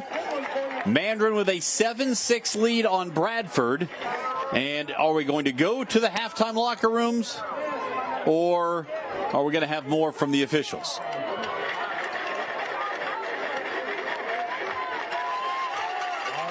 I wouldn't know why the clock wouldn't have run out there. And so, yes, they'll head them to the locker rooms with Mandarin leading Bradford 7-6 at halftime.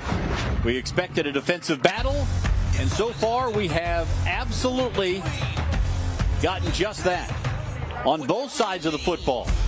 The Mustangs and the Tornadoes in a heavyweight battle in start.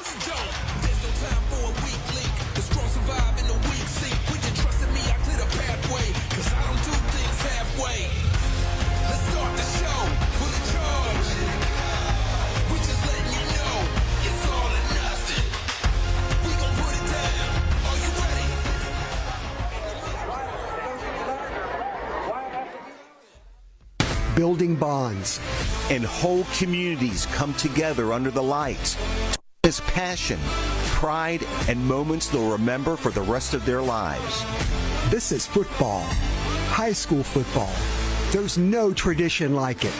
And we're here to support it.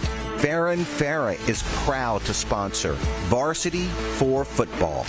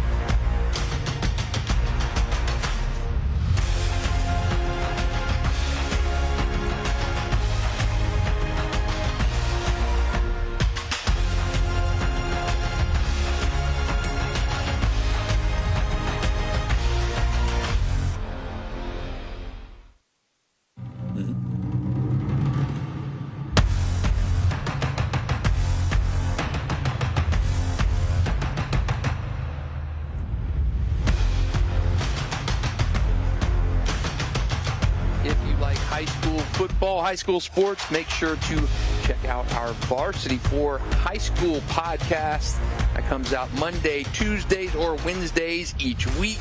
You can find that wherever your favorite podcasts are found, whether that's Apple Podcasts, Google, Amazon, Spotify, wherever you download those. Sponge Franklin and I come to you each week with the latest in high school news, whether that's stuff from the week before, the week that was, the week that's coming up, and a topic of high school related stuff that we like to tackle that comes up each week. You can find that wherever you get your favorite podcasts.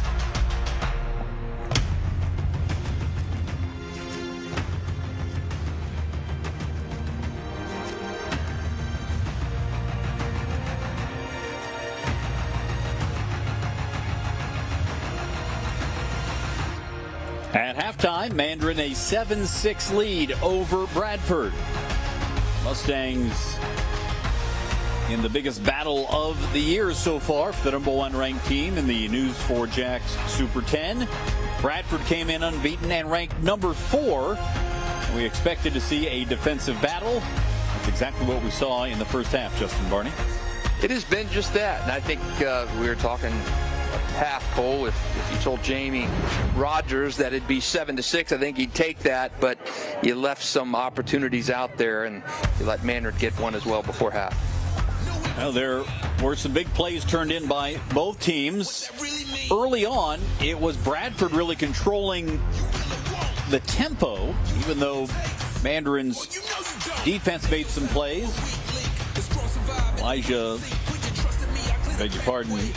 Ethan Sherman with a big play there for Mandarin, but the Bradford defense came to play tonight as they have all season long. You knew Bradford was going to do it, and I think they're probably kicking themselves for not having a little bit more. But for Mandarin, too, I think if you're Mandarin, you're Toby Bullock, you'd say, hey, we could be up in this game by 2 scores with nothing for Bradford, but those penalties and the turnover really, really hurt us. Big play there, the interception into the end zone by T.B. Berry, ending a Mustangs drive. But the freshman quarterback Knox Annis able to lead Mandarin back with the help of the 5-star wide receiver Jamie French. And you wonder about Jamie. He had that big catch to set him up on this touchdown drive, but he left. We have not seen him since then. Hopefully it was cramp related, but hopefully we get a good update on Jamie here soon. Ethan Sherman setting up Dante Perry for the touchdown. And that's how Mandarin took the lead. 7-6 at halftime. And when you look at what Mandarin has done this year offensively, 57, 47, and 41 points, well, you really have to tip your cap to what Bradford is doing. Again, we know a freshman quarterback, but I was very impressed with the poise that Knox Annis showed in the first half and impressed with the arm strength he showed on that pass down with the 1. Yeah, you saw that there after he threw an interception in the end zone right after Mandarin had forced a fumble and gotten possession back, and then Knox throws it and he's picked off in the end zone.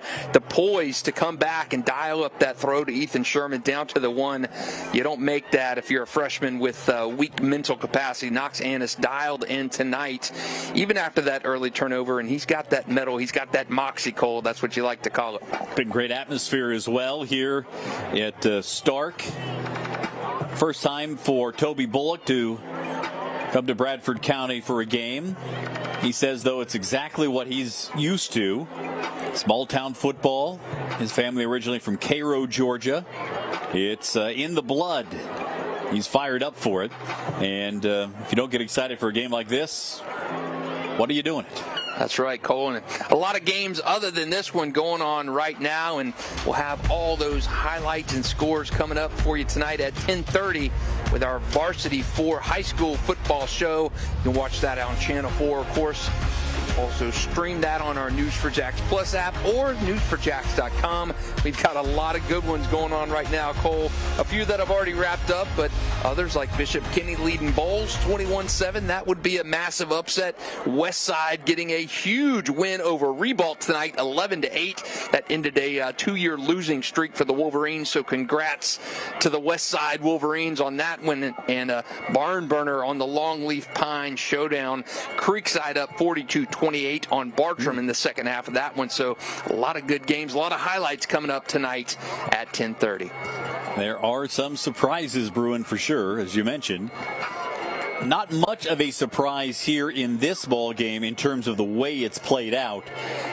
As you mentioned, Mandarin probably feels like they had at least one more touchdown in them in that first half, either off the very close fumble call or the throw to the end zone right afterwards. As you see Tramel Jones there with the scooter, his knee up on the scooter with that broken ankle. Would it have been dramatically different had Tramel Jones been in the ball game? You'd be hard-pressed to say no, as talented a player as he is, Florida State commit. But Knox Annis hasn't certainly been the reason why Mandarin is in a tight one. Yeah, I think you take an Elite 11 quarterback out of any lineup, and I don't think you weather that storm favorably at all.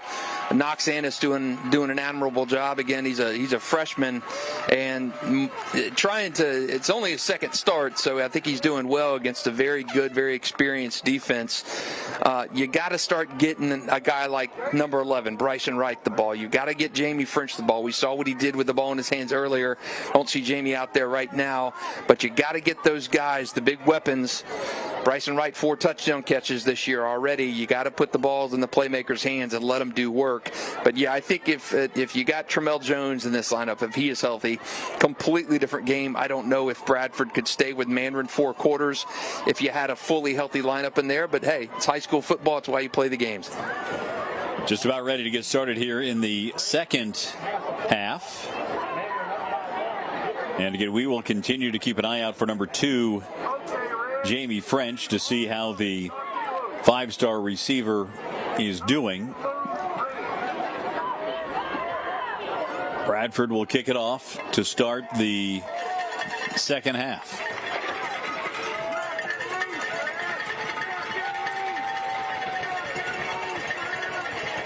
This kick taken at the 20-yard line and brought up to the 30 for Mandarin. And the Mustangs with that 1-point lead. And you would think that Toby Bullock's team and the conversations at halftime probably having to do with staying the course and eliminating mistakes. Yeah, with all those penalties in the first half, we touched on the turnover, but those penalties have been absolute killers for Mandarin in this game. And you eliminate some of those self-inflicted mistakes, Cole. That's what we've talked about. College coaches talk about, NFL coaches, self-inflicted mistakes. You're looking at a completely different game. 2 wide receivers and 2 running backs. And they'll give it off to Foster, who was able to drag a defender forward for a gain of 3.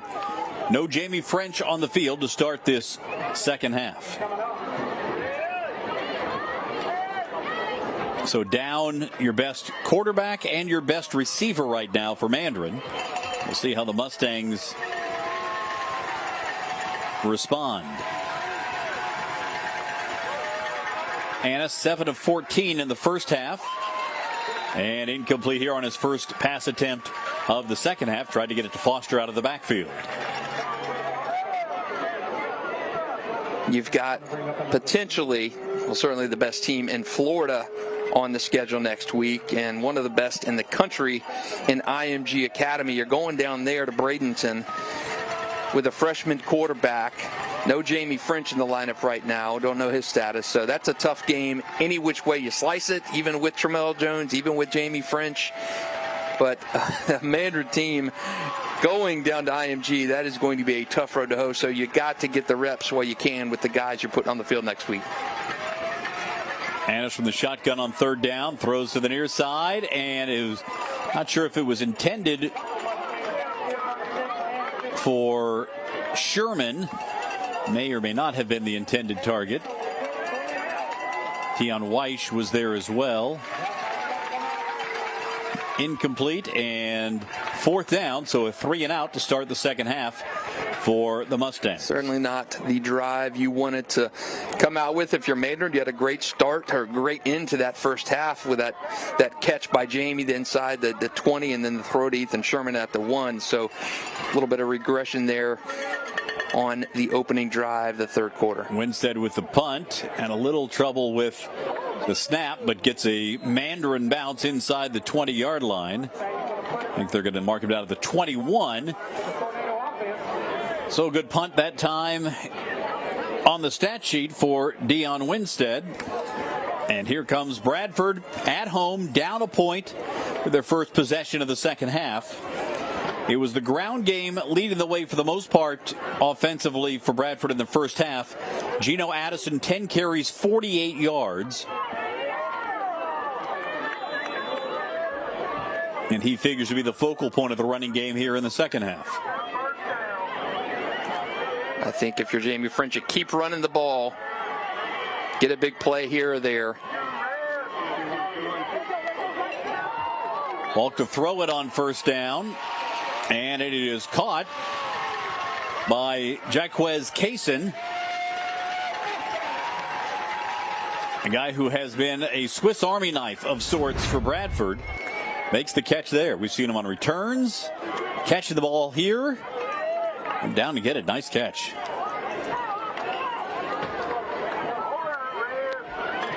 Not seeing Bradford take a lot of shots downfield, but they have had success. Tight formation here on 1st and 10 from the 38. Now run it wide with Addison. Tries to cut it back right into the arms of the Mandarin defense.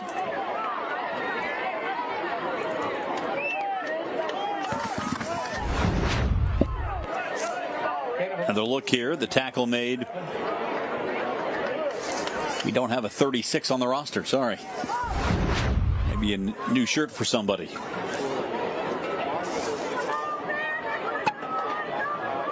Oh, beg your pardon. Tyler Dorston with the tackle there. First time we've called his name.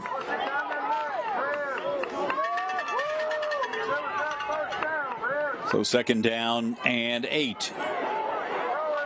Falk gonna throw. Looking long, throwing into double coverage, incomplete. Trying to find Elijah Lawrence, the sophomore, who came into the game with no, beg your pardon, he's a junior, no varsity receiving yards in his career. He'd run the ball a bit.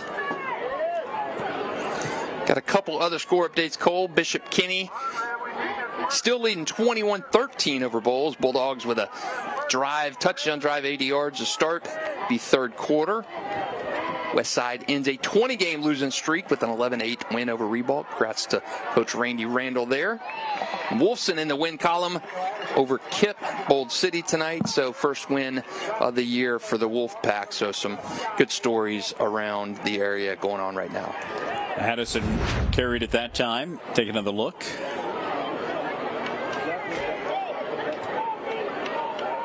Boy, every time Addison gets held up by the first defender, somebody is in there trying to rip the ball out of his hands. Usually it's Drake Stubbs.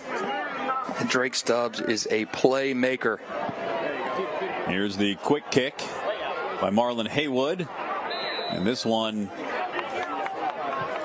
takes a sideways turn. Not a good punt. Drake was our All News4JAX Defensive Player of the Year last season, and that says quite a bit when he played in a secondary with a couple guys who went to Penn State.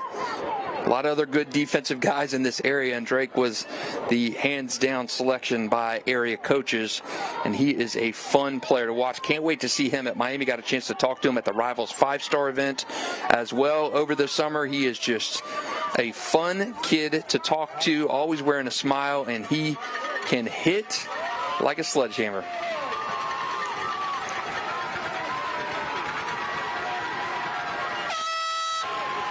Mandarin taking over here on their own 45. This one popped in the air and incomplete.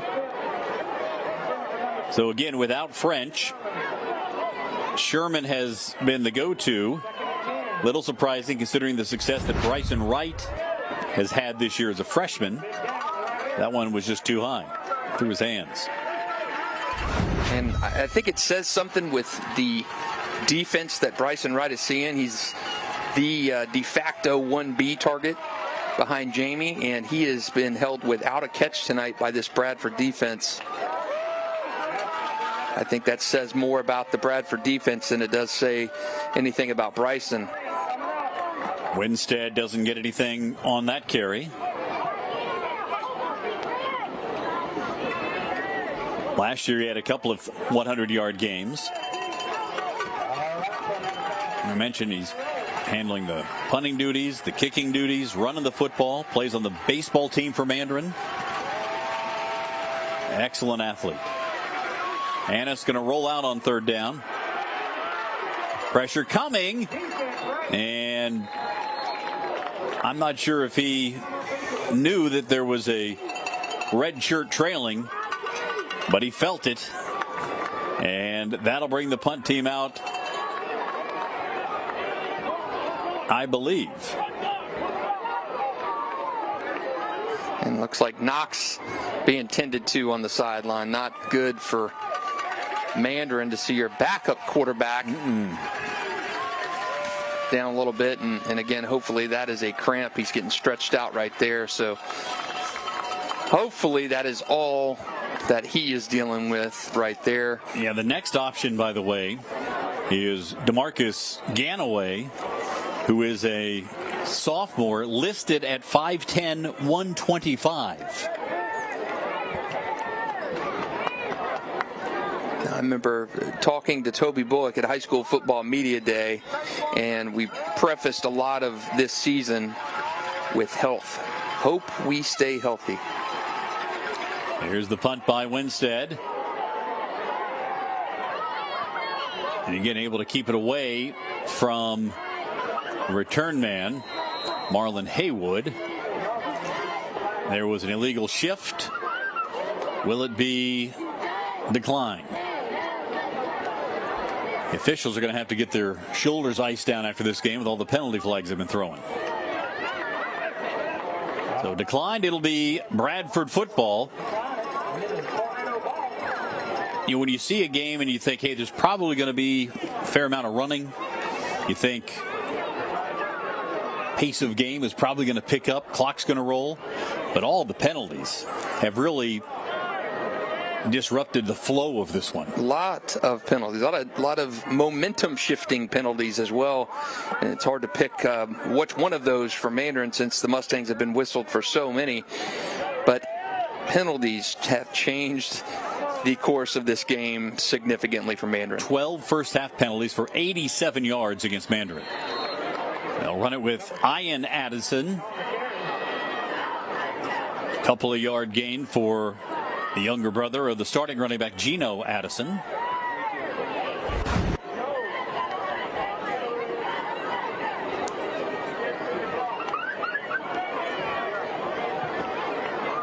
It has not been easy sledding for Bradford here in this game, talking about the offense against the Mandarin defense. Without the penalties, they may not have found the end zone. Hulk to throw it. On first down, looking long, and rather on second down, incomplete, trying to find Haywood streaking down the near sideline. You're not close on that play, but what that does is tell those guys in the Mandarin secondary, hey, we see you down here. Keeps them a little bit honest. That throw was nowhere near the target. But it's Zach Polk saying, I can throw it. Now, last year, played 4 games for Lake City Columbia. 7 touchdowns, 4 interceptions. It was a 51% passer. Transferred and playing for Bradford now. Here comes third and long, and here comes the pressure. And all Polk can do is just heave it. There was a jailbreak coming of white shirts. I don't think Bradford is going to have much luck with anything that's beyond 7, 8, 9 yards down the field. There's too much speed in that secondary. There's too many guys back there who have played. And I don't think Zach Polk is going to be able to. There's no Khalil Cummings in this lineup like Bradford's had for 4 years. He is playing college football now. There's no Khalil there.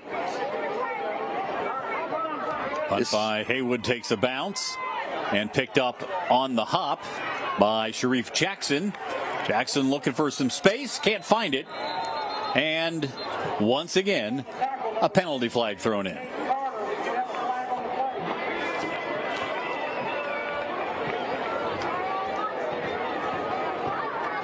don't know what to make of all these flags tonight, but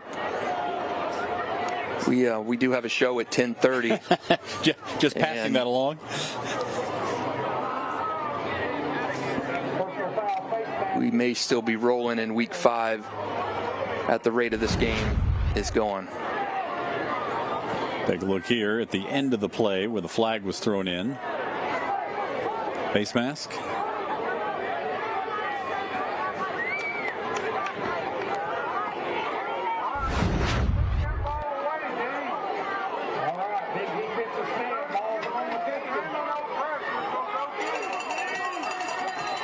They'll march it off to the midfield stripe, and that's where Mandarin will start here with 7 minutes to play in the third quarter. A 7-6 game.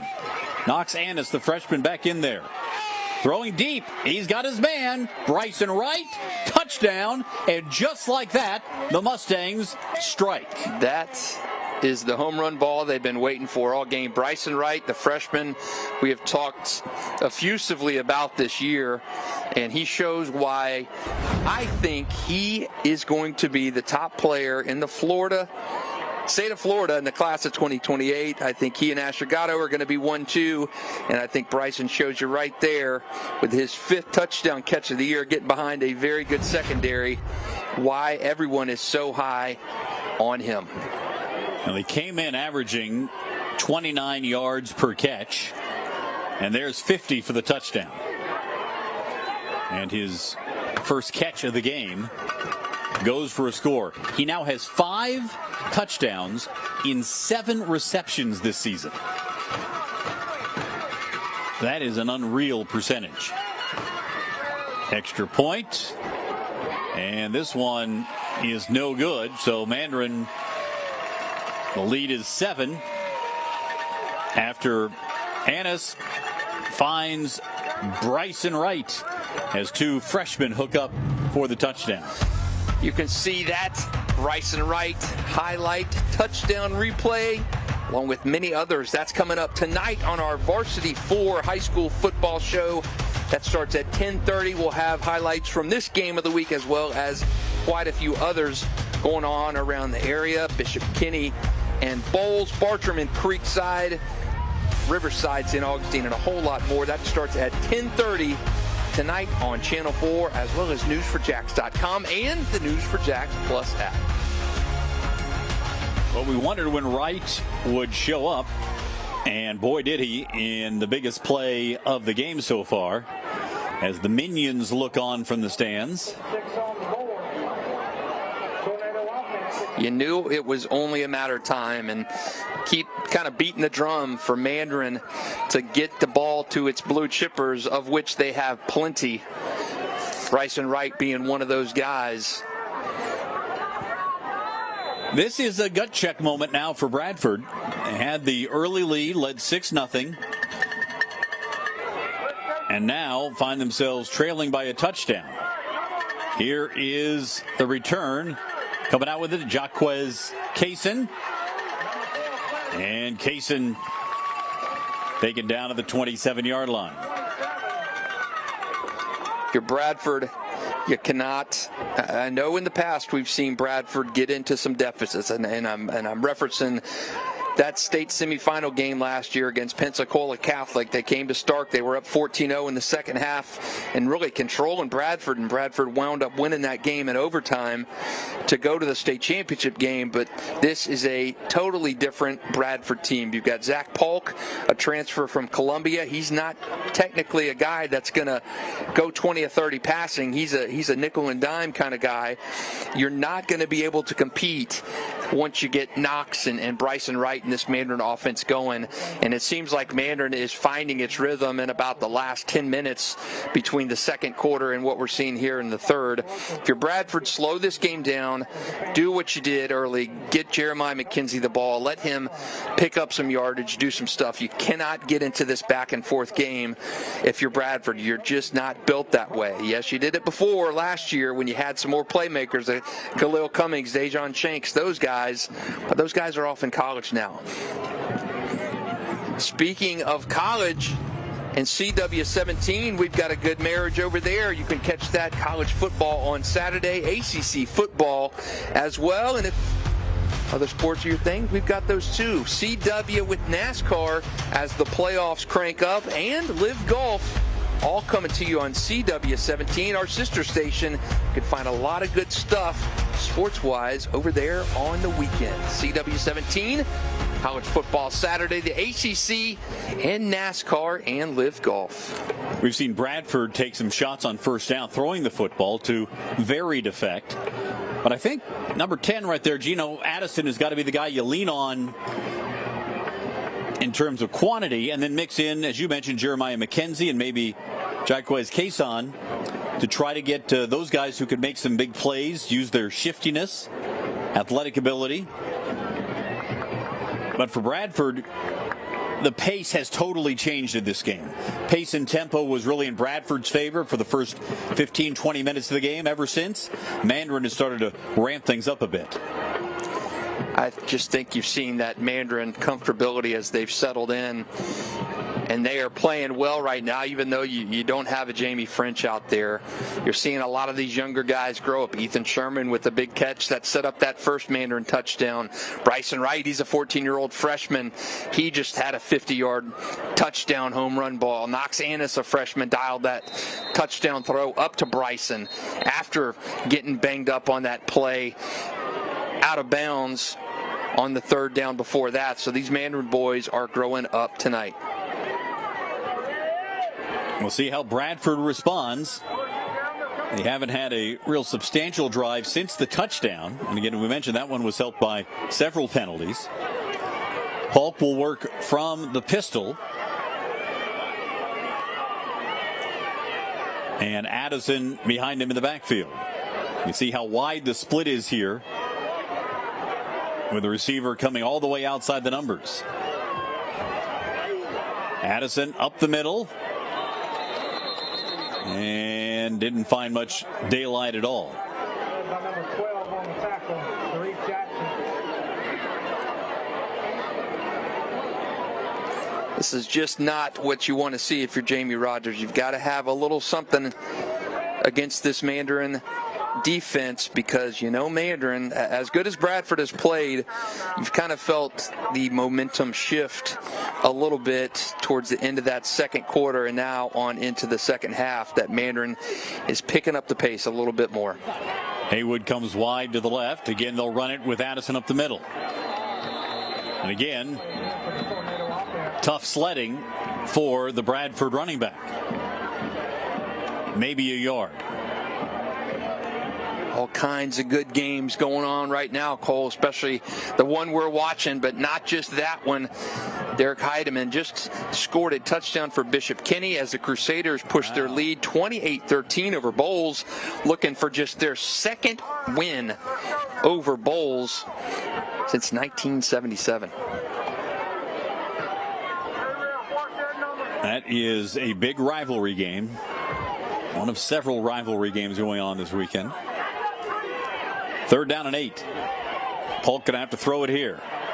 Here comes the blitz. Polk goes down. Loss on the play, back to the 25.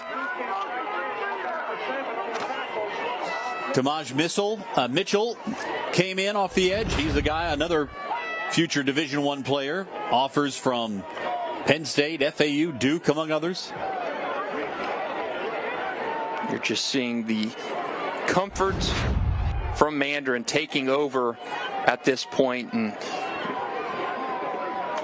you've not played in these types of games, if you're Mandarin, since you wind the clock back to last year.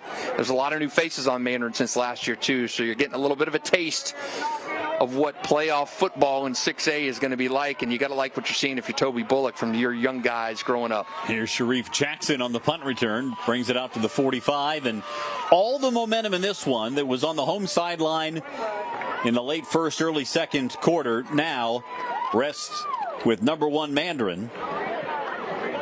They've been able to withstand injuries and their own self-inflicted wounds, the penalties. And this is a drive that would allow Mandarin to really take control of this game if they can turn it into a touchdown. If you can put something here, even chew up a little bit off the clock, you got to feel good about things if you're Toby Bullock. Freshman quarterback Knox Annis will hand it off. Foster trying to get to the edge. Stays on his feet and got a couple more yards to the 48-yard line. 3-yard gain on the play. And we'll see if this big Mandarin offensive line will start to wear down the Bradford front. You've got 305 and 290 at the tackles. So there is some beef up front for Mandarin. Just seeing the experience of Mandarin taking over. Bradford not out of this game yet, but I think you've got to get something going on defense if you're the Tornadoes. Manufacture something on that side of the ball. Speaking of beef, there's Baron Walden coming in with that low center of gravity.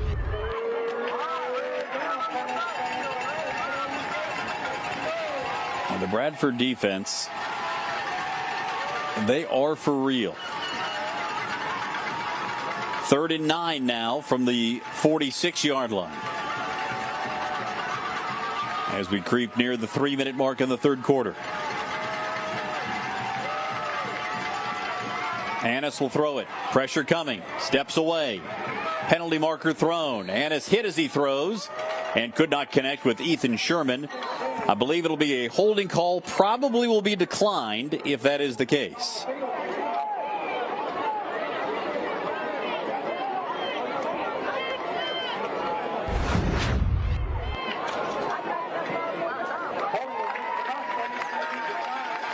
Yeah, that hold right in front of you and saved Knox Annis a sack, but draws another flag on Mandarin.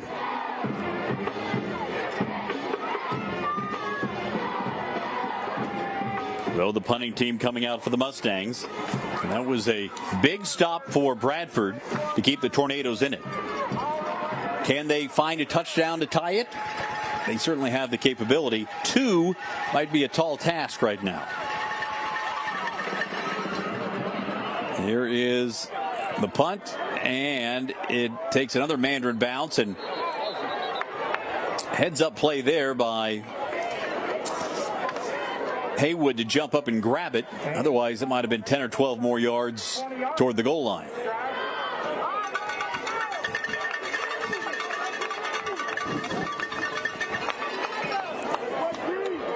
There is no doubt right now Bradford needs some kind of an offensive spark. If they can't flip the field here and they give the ball back to Mandarin, they may be looking at a very long fourth quarter.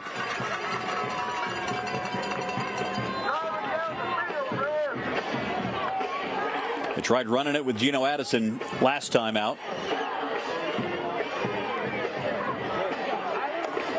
They'll run it again, and similar results from Ian Addison. Not much doing up front against Tyler Dorston and the Mandarin defense. Good, Dorston just slipped right between blocks.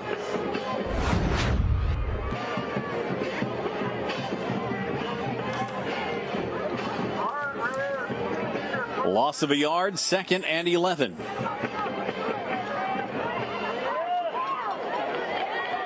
Some good ones in the area. Cole, take another trip around after we get this Bradford play in.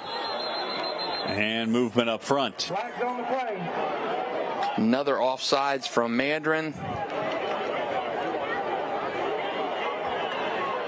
Mandarin's pointing at Bradford. Bradford's pointing at Mandarin. The officials pointing at the Mustangs.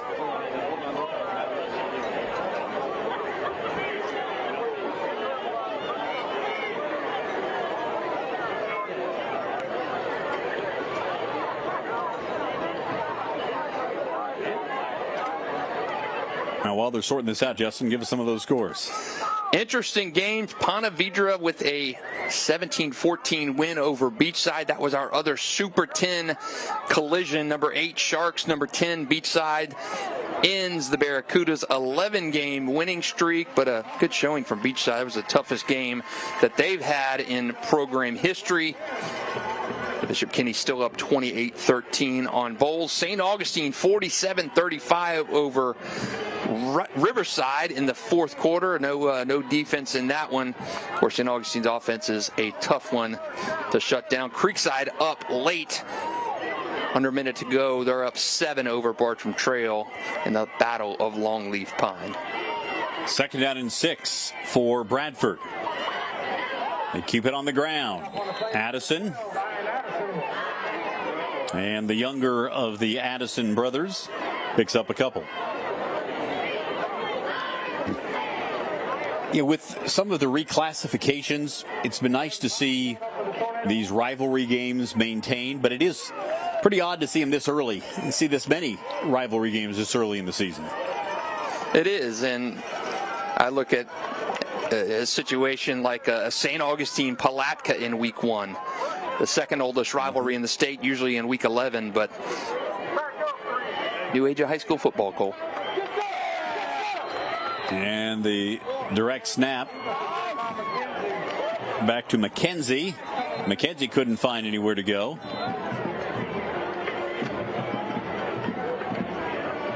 There is another flag on the play. Just wouldn't be a play in this ball game if there wasn't some laundry on the field. Again, a personal foul call against Mandarin. And I'm going to think that Toby Bullock is probably just about beside himself with all of these personal foul calls. Sloppy. Very sloppy. Now, what you want to see with IMG on the docket for next week, and as Doug Peterson, Press Taylor, Ryan Nielsen all like to say, correctable, teachable, and things you can clean up.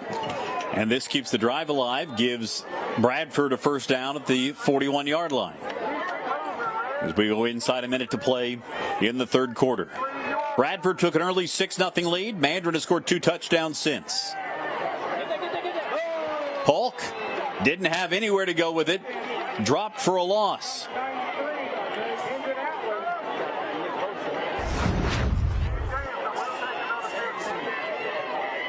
Just no chance at all for Polk there as Kindred Outland, sophomore defensive tackle, makes the play. You see the frustration in the body language of Polk. Got to be frustrating because what's worked for you in the first 24 minutes is not been there for you tonight. In the second half, if you're Zach Polk and the Bradford offense, and Bradford's offense, I have to keep saying it, Bradford's offense that we've seen the last 4 years, not the same as it is this year. They graduated a ton of talent, and they're replacing it. You see Gino Addison, you see the new guys stepping in. Jeremiah McKenzie's still getting some offensive reps, but these Bradford guys, as good as Bradford has been this year, they're doing it with a lot of guys who are stepping into increased roles. No doubt about it. They lost their top 2 rushers, their top 2 receivers, their starting quarterback, 17 sacks from Torin Brazel. A lot of new faces in places for Bradford here this year. We'll have some new Super 10 rankings coming up tonight in our Varsity 4 football show, but our new ones for next week, and of course there's going to be some new teams in there that debuts on Tuesday night in the 10 o'clock news. Comes up to you about 10:45 on Tuesday night. You can find that at News4JAX.com as well, or you can tune in on Tuesday nights and see those revealed live on the 10 o'clock news. Fourth quarter about ready to get going in start. And a little reminder right now to our fans who are watching this game on our stream. We have our 10 o'clock news starting at 10 o'clock. So if you're watching that on the main stream, you just need to scroll down and move over to our football stream, which will be still on News4JAX.com and our News4JAX Plus app. So do not fret. If you see the stream that you're watching, move away and go to news. The stream you're watching now will just be in a different slider in that app and on News4JAX.plus. So do not fret. We will not leave you hanging. An exciting 12 minutes coming up in this final quarter of the game. 2nd and 18 now for Polk and the Bradford Tornadoes. Empty backfield. Polk's going to set up the center middle screen to Kason. Kason's got some blockers up to the 50-yard line and into Mandarin territory. Well, to me, Justin, that young man and Jeremiah McKenzie are the two guys who have to be able to make some game-changing plays if Bradford's going to come back and win this. Yeah, you've seen what they're capable of. You just haven't seen them get the ball too many times. We haven't seen Jeremiah do too much offensively since that big play in the second quarter got Bradford into scoring position. You got to see Kason get the ball too. Playmakers, they want the ball in their hands. We saw Bryson Wright in that last touchdown for Mandarin. Get your guys, those horses, the ball when they ask for it. 1st and 10 from the Mandarin 49. Polk, beg your pardon, that's McKenzie out of the shotgun, will run it himself. Hadn't seen Jeremiah McKenzie since the second quarter, and we see him here right at the start of the fourth. Two of his biggest plays tonight have come on offense, kind of out of that wildcat position, and he is just so good. Don't ask him to do a ton offensively because he's playing both sides of the ball, but man, when Jeremiah gets the ball in his hand and Jamie Rogers asks him to do something, he delivers.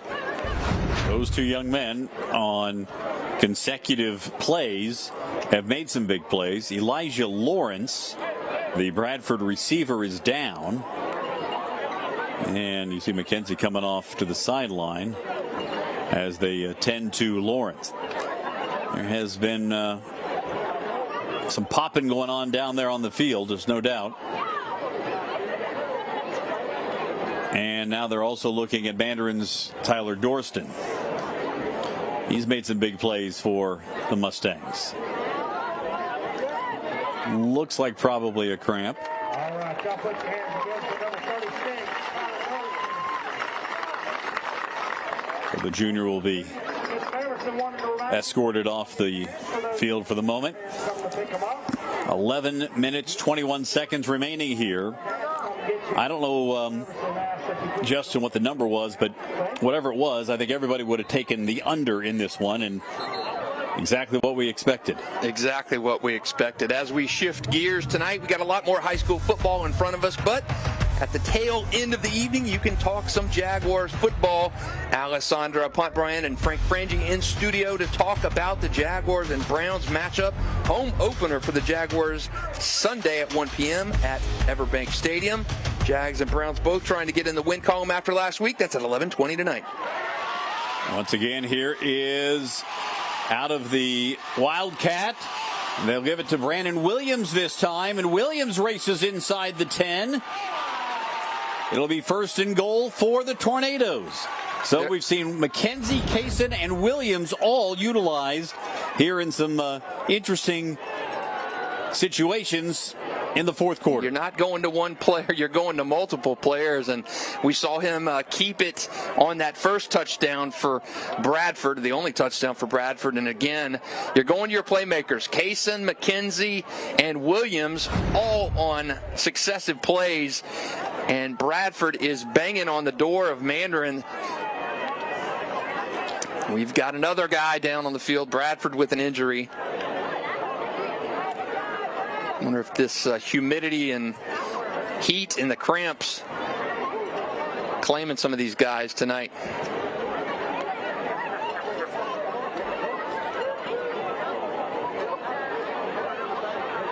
And this has been a war of attrition. And there's no doubt. We mentioned earlier that the 5-star receiver Jamie French went down with an injury late in the half. He's not been back on the field.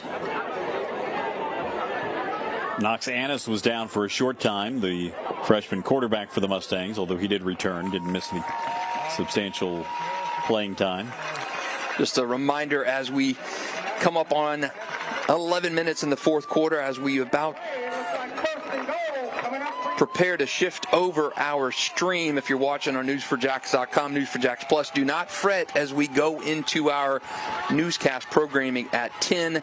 Our game we're streaming right now still available on our newscasts, or on our app and News4JAX.com. You just have to slide over, and that stream will be there for you. I believe that was Ian Addison who came out there, the backup running back. His older brother Gino stays in. Spread 3 receivers way out to the left and 1 to the right. That's Marlon Haywood. Kaysen is in there in the Wildcat. He'll keep it himself. Running to the left. Inside the 5, down to the 4. So that trio of McKenzie, Kaysen, and Brandon Williams, they're pulling out all the stops here to try to get this potential game-tying touchdown.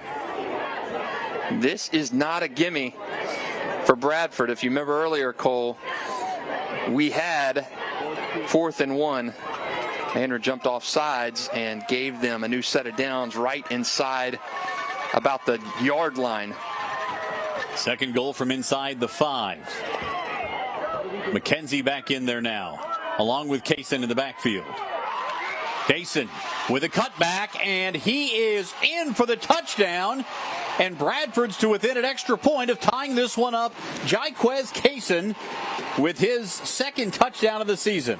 And we have got a good one. The fireworks going off down in Stark. Alessandra always says the fireworks scare her to death because you're shooting a touchdown. And by the way, they light up the sky after every Bradford touchdown. Like at Trinity Christian, they fire off a cannon. So they're proud of those guys, celebrate those scores. And Bradford potentially a chance to go up here over Mandarin. Now here is Cy Cubbage. The freshman kicker missed the first extra point, but this one is right through. But I believe the whistles blew before the kick.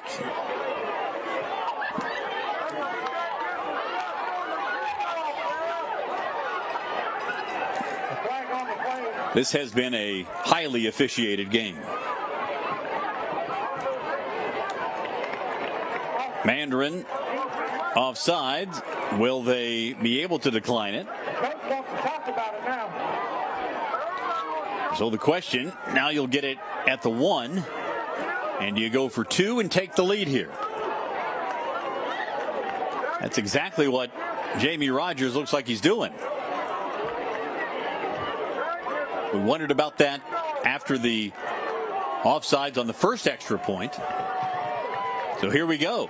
I don't think you're comfortable with the PAT situation. So, hey, we saw it last year in the state semifinals with the championship berth on the line. You see it here in week 4. And timeout called by Bradford. There was some confusion in terms of personnel. You have Williams, Brandon Williams, who was in there, along with the running back Gino Addison, and a couple of guys running off the field late. Take another look at the touchdown here by Kaysen. Put his foot in the ground and cut it right back for the score.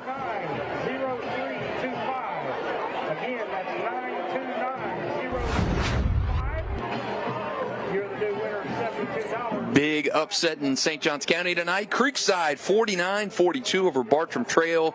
The 9th-ranked Bears go down for just the 2nd time in that series history. They had won 16 of 17 against the Knights.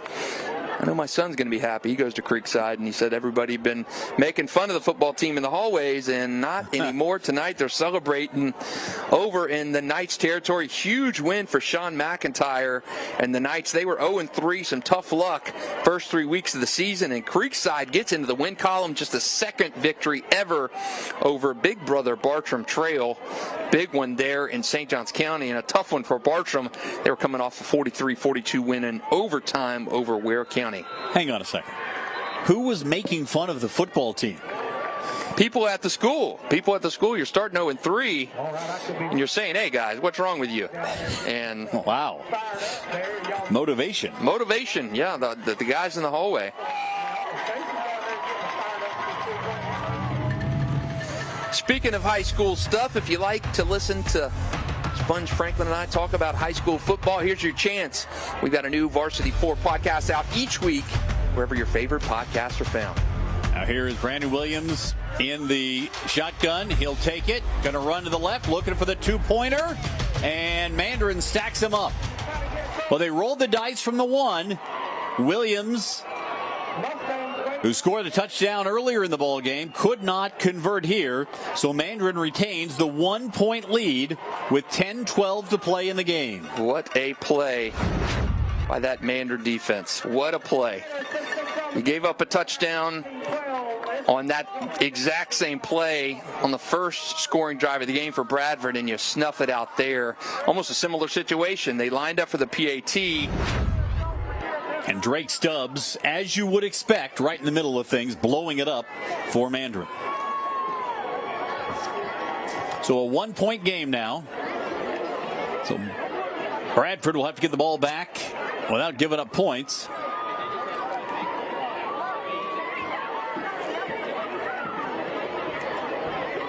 There was an old football adage about not taking points off the scoreboard. And in the modern day, where points come more rapidly than they did, say, 10, 15, 20 years ago, that isn't always followed. And Jamie Rogers rolled the dice. And instead of being tied, now trails by a point. I don't think that's a bad decision there. I don't either. When you've already missed a PAT, that kick a second ago limped through the uprights. I don't know. I don't know if you got enough gas. And I think that's when you wind the clock back last year to that state semifinal game when they rolled the dice with a championship berth on the line. I think you run the potential of your guys just running out of gas, and you'd rather lose it than line drive, try and give it away. Line drive kickoff taken by Mandarin's Sharif Jackson. And he's tackled at the 29-yard line and is a little slow getting up. One of the outstanding defensive backs for this Mustangs team. Jackson transferred from Rains. And he's going to need a little help. This has been a very physical ball game. Yes, there have been some cramping issues, but there have also been some hard hits in this one. You see a Bradford player being tended to as well.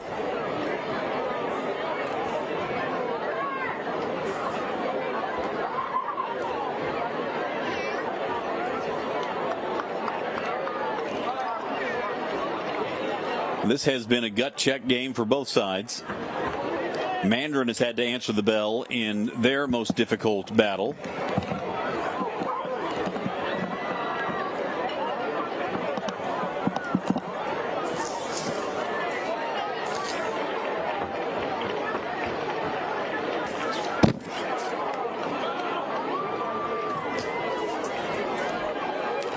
Last week, with Knox making his first start at quarterback for Mandarin, the freshman, Toby Bullock said he really liked the way that the guys rallied around him. And now this week, losing Jamie French for at least the time being, Mandarin has had to rally again, and they have done just that. Leading by a point, Bradford has not made it easy on them at all. And regardless of how this game ends, I think Bradford will have an awful lot to take out of this game for the rest of their season, to have gone toe-to-toe with the number one team in the area. And now it looks like some additional medical attention for the Bradford player who's down. We can't see the number, but some obvious concern from those around him. You see the players kneeling on the Bradford sideline. Hate to see that, and that's obviously more than a cramp, which we've seen quite a few things pop up on both teams tonight in terms of the guys getting their legs stretched out and walking off the field gingerly. But the injury to Jamie French and obviously to this young man, certainly not cramp related. So optimistically, it's just out of an abundance of caution.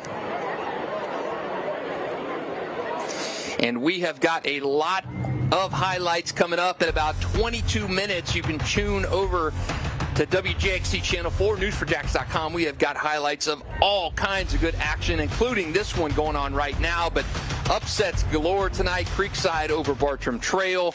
Bishop Kenny banging with balls right now in the fourth quarter. A lot of highlights from those games, this one, and quite a few others on our Varsity 4 high school football show coming up at 10:30.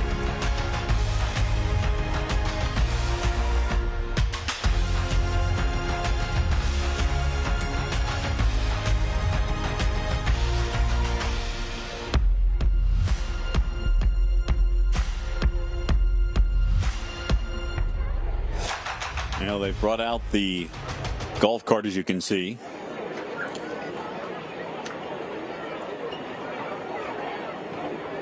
And the stretcher coming off the back now with 10:05 left on the scoreboard.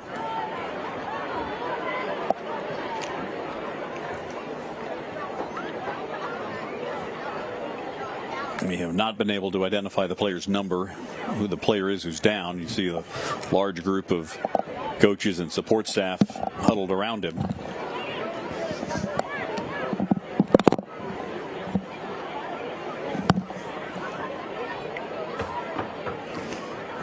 Justin Barney is going to depart and get ready for the Varsity 4 show. So I'll take you the rest of the way.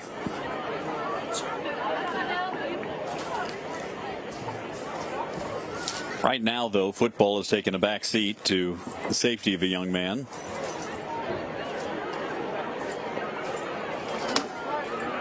And we will try to let you know who that is once we can see a number. But there were two players down, one for Mandarin and one for Bradford on the play. And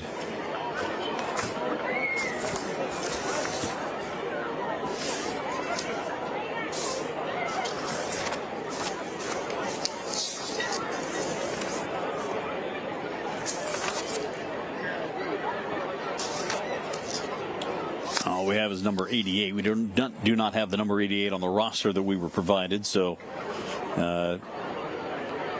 we can't give you any more information than that right now, unfortunately.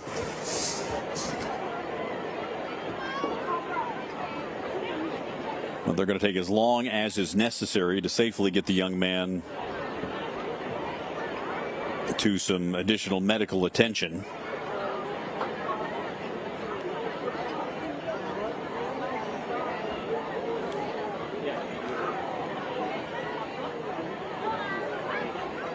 And as you see along the home sideline here, all of the Bradford players are down to a knee. And on the far sideline, the Mandarin players doing the same. Toby Bullock, the Mandarin head coach, came over to take a look and asked Jamie Rogers, the Bradford head coach, about the severity of the injury, or at least seeming severity. And you've got some family members who have come out of the stands with obvious concern for the young man.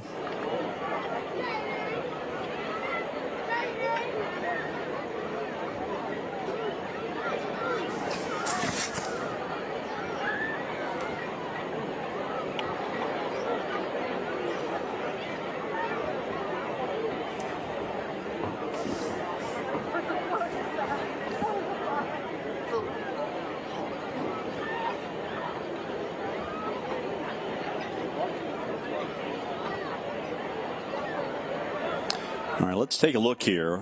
We've got a replay, see if we can see what happened. You see 88 there on the right side coming down in coverage. And big hit there on the right side. Can't see the end of it, but you can see the start of the block.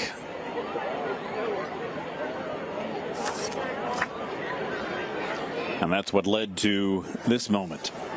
Again, we apologize. We don't have a number 88 on the roster.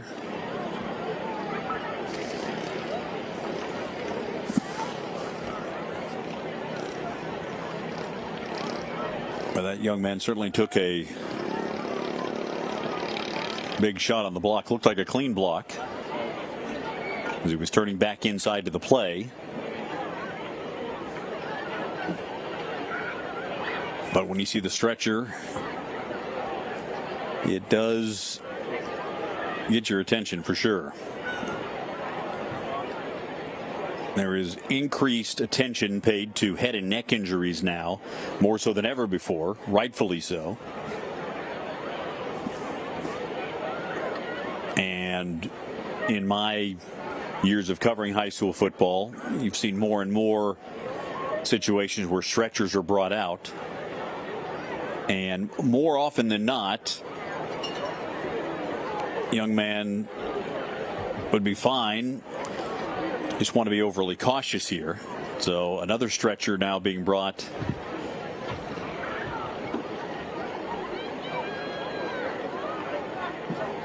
And we'll try to get the player onto that stretcher.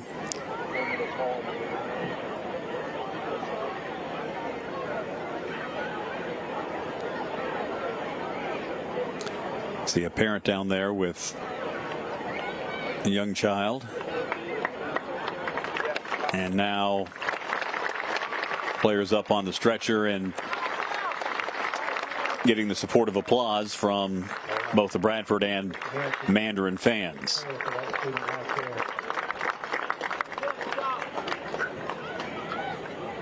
Number of his teammates coming over now, you see.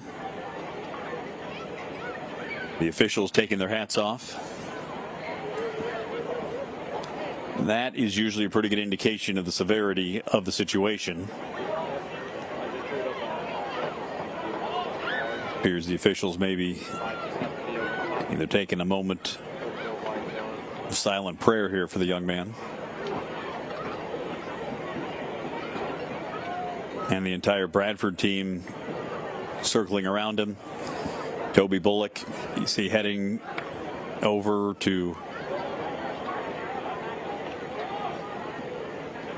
give his support. The Mandarin head coach.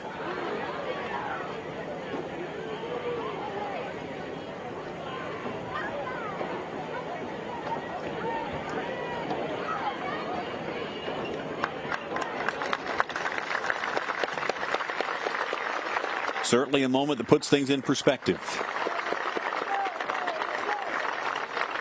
For all of the rules changes and technology, football is still and can be a violent sport.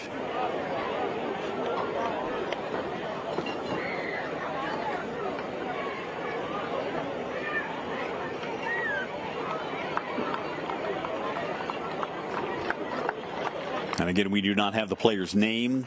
We have a roster without a number 88 on it, so we apologize. We can't let you know who that is, but regardless of the name, a lot of anxious thoughts right now for that Bradford player who's being taken off the field.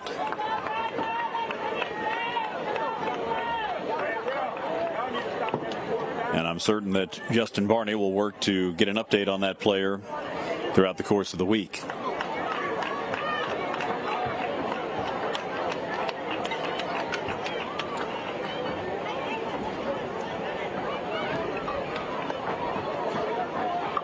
Now it will take a while to get the golf cart off and the other stretcher.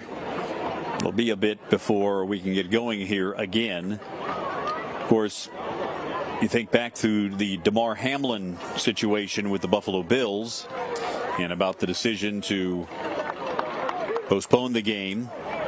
I'm not sure if that kind of conversation is going on right now or not. The coaches down on the field will have a better feel. He wants to see an injury out there, so again, we'll keep these students in our prayers tonight. For just how severe the injury might be as they load the young man into the back of that ambulance, get him to a hospital, get him further diagnosed.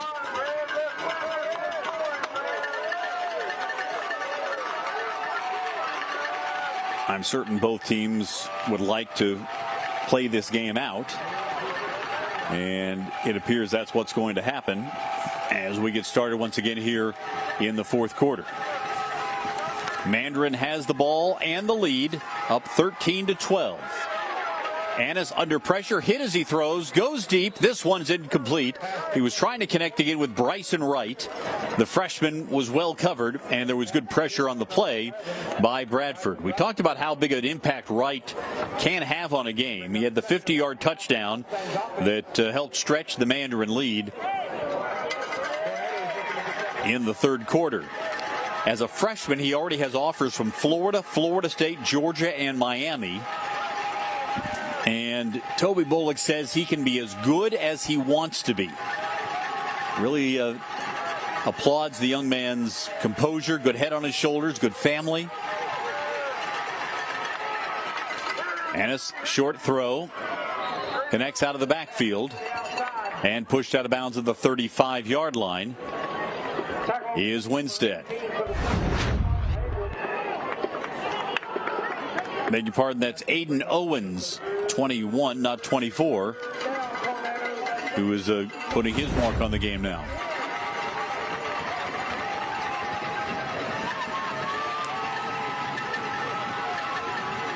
We're told now that the injured Bradford player's name is Jason McClellan. Sorry, beg your pardon, Grayson McClellan. So we will hope to have an update on him in the coming days. Annis to throw it on third down to the near side and could not connect. He was trying to get it to Ethan Sherman. Keon Weich was also in the area. But that'll bring up fourth down, and Bradford still has an opportunity.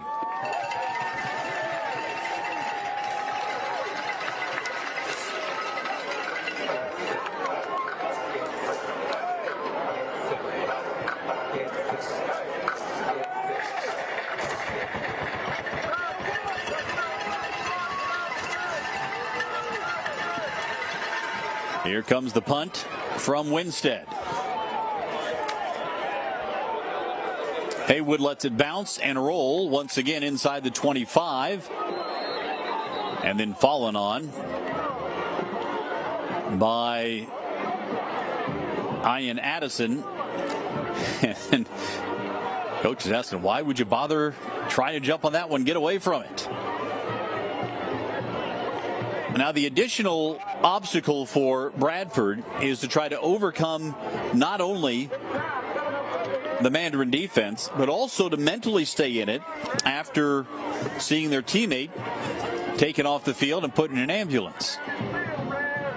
Will they be able to rally around that cause? 9:31 to play, and they'll start this drive at the 22-yard line.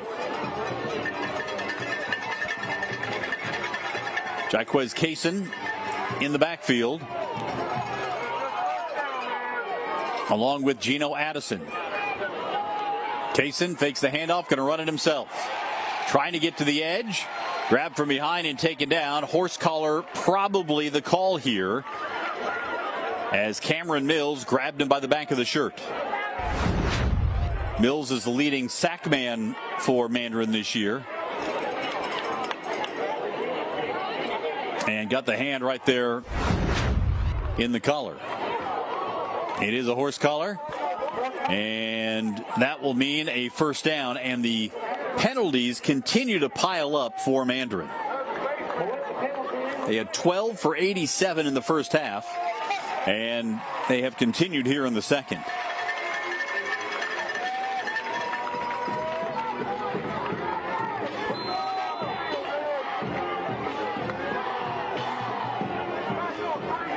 Kaysen remains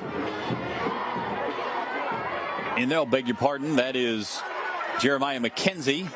McKenzie going to the far side and out of bounds at the 50, a gain of 7. We've seen McKenzie utilized in the Wildcat, and it appears that Zach Polk may be done for the night, the starting quarterback. McKenzie has made some big plays.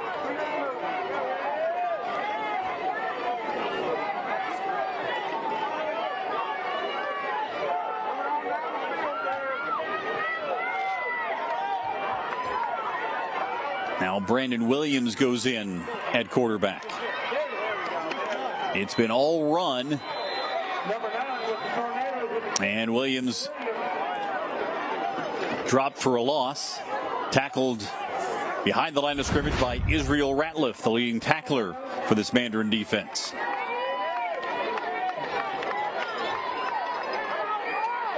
He and Brian Harris combine on the tackle. Harris, a Maryland commit. And the clock continues to run. Bradford facing a huge third down here. Probably would be 4-down territory at this point of the ball game, inside 8 minutes to play. 3rd down and 2. Line to make is the 48-yard line of the Mustangs. McKenzie back in there. Running it to the near side, has the first down. And inside the 40 before he's dragged down. Kamari Spriggs with the tackle. But when they've needed a big play, McKenzie's been able to deliver here in the second half. Did a nice job to field that low snap, too.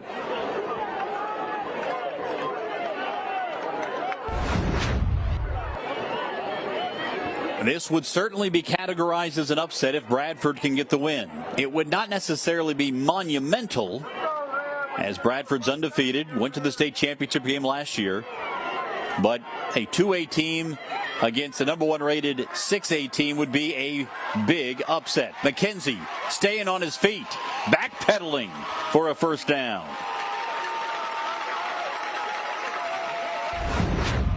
Watch McKenzie here. Just would not be taken down. Broke 1, 2, 3 tackles. Then the 4th finally got him to the ground. Jeremiah McKenzie, the Central Michigan commit, doing a little bit of everything for the Bradford Tornadoes here in this one.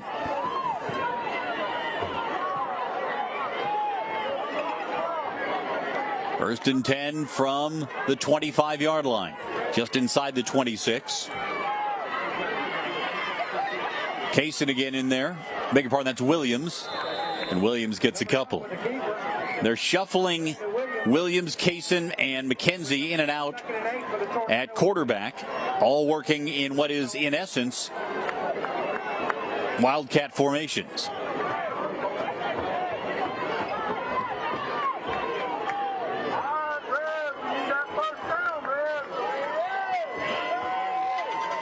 Kaysen's now in there at quarterback. He'll keep it himself. Breaks away from 1. Has a first down inside the 10 and down to the 7-yard line. Jaquez Kaysen makes it 1st and goal for Bradford. And the change that Jamie Rogers made, pulling Zach Polk out and just saying we are going to run it and we'll keep putting fresh bodies, or at least somewhat fresh bodies, in there to do it, has been working out. 6:08 to play. Bradford down a point. And this is exactly the kind of game that Jamie Rogers loves to be in. A grinded out game going right down to the wire. And it's exactly the kind of game we love to bring you here on the Varsity 4 Game of the Week. Next week, Lake City, Columbia against Trinity Christian. A couple of tradition-rich programs going at it. 7 o'clock kickoff on Friday. Streaming on News4JAX.com and News4JAX Plus. There are some great games on the Game of the Week schedule. And we've got one brewing right here. After next week, it'll be Orange Park in Middleburg the following Friday. Beachside and Tocoi Creek, the surf and turf rivalry between the Barracudas and the Toros. Fernandina Beach and Yulee in Nassau County. St. Augustine and Bartram Trail down in St. Johns County. Riverside and Ed White in Duval County. And then the final regular season game of the week, Creekside at Ponte Vedra. And that will set everything up for the playoffs. Great schedule of high school football, streaming on News4JAX Plus and News4JAX.com.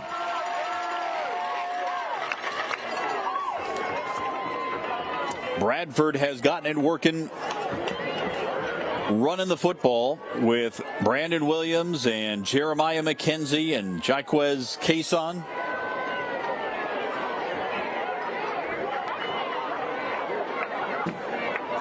McKenzie staying in there. He'll likely get his opportunity here on 1st and goal from the 6-yard line.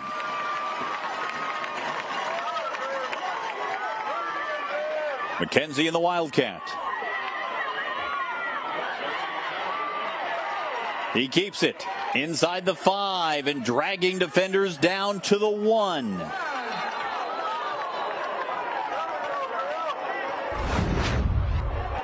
Take another look here. Jeremiah McKenzie.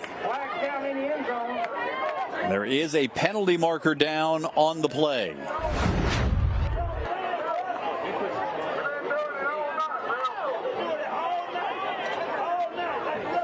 McKenzie's going to come out for the moment.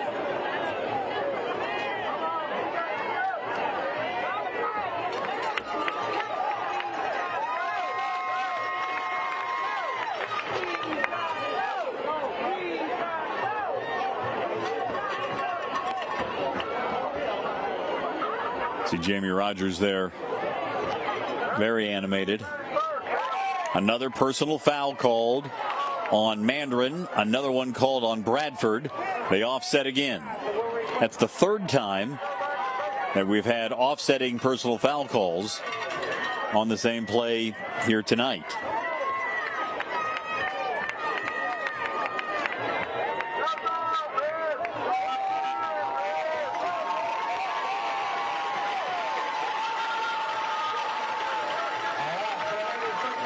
McKenzie back in there.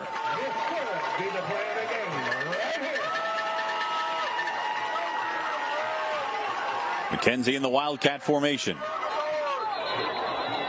And now Bradford wants to talk it over with 5:23 to play. This could be the deciding play of the game, and Jamie Rogers wants to make sure he gets things right. Jamie Rogers, the head coach at Bradford, started his head coaching career at Swanee, then got the job at his high school alma mater, Baker County. He went from Baker County to Cook High School in Adel, Georgia in 2018. A couple years later, he caught COVID, spent 10 days in the hospital. He said, there were people dying all around me. It was the worst days of my life. Over the course of 5 days, he lost 32 pounds. Then the following January, his father caught COVID and passed away. And Rogers made the decision to come back to Florida. Since then, he's gone 12-2 in his first year at Bradford, then 14-1 last year, his only loss in the state championship game, and then this year 3-0 to start the season. To say this would be his biggest win, well, you could argue that based on the fact that he won a state Final Four game last year. But this would certainly be one of the crown jewels in his Bradford coaching tenure, and maybe one of the biggest wins of his coaching career overall. Still a long way to go, though, with 5:23. They load up the backfield.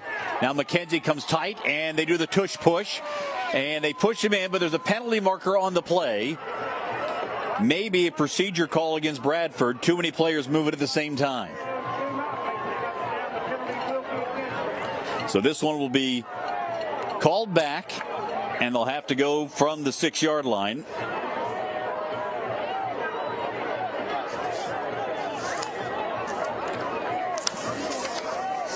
They brought in defensive tackle Trente Jenkins, 56, to try to be a part of that tush push play. Watch again here. Everybody had not set by the time the snap was made. Half a beat more, and that would have been a touchdown.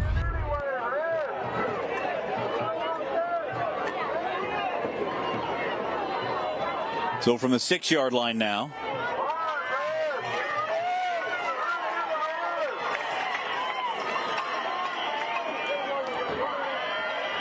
And this time it's Williams, or rather Cason. Cason running left. He's into the end zone. Touchdown, Bradford, and the Tornadoes are back in front.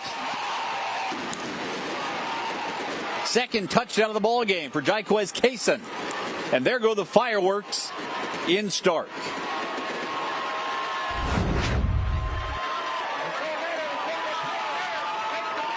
Good blocking up front, and it was the running back Geno Addison leading the way, getting the key block there right at the end. Look at number 10.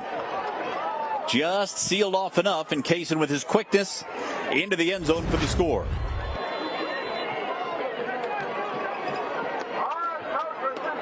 It's a 5-point game, so you would think that Bradford would probably go for 2 here. Try to make it a 7-point game. McKenzie comes back in. Addison's in there in the backfield as well. They'll go for 2. McKenzie fakes the handoff. He'll throw it, and it is knocked away, incomplete. So it's a 5-point game with 5:04 to play. Boy, every single one of these game of the weeks that we've been able to bring you here on News4JAX Plus and News4JAX.com has been a thriller. Now, how does Mandarin respond with a freshman quarterback making just his second varsity start without their 5-star receiver, Jamie French? The number 1 team in our area try to come back down 5 with 5:04 to play. For more high school coverage, check out the Varsity 4 podcast. Justin Barney, Sponge Franklin every week. Talk about the high school game. Available on News4JAX.com and anywhere you find your favorite podcasts. Apple Podcasts, Spotify. Or heck, just Google it up, guys. Varsity 4 High School Sports Podcast with Justin Barney and Sponge Franklin.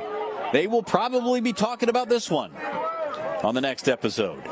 It has been a good one. Here is the kickoff, and this one, the best kickoff of the day, goes into the end zone. So Mandarin will come out after the touchback, needing a touchdown with 5:04 to play.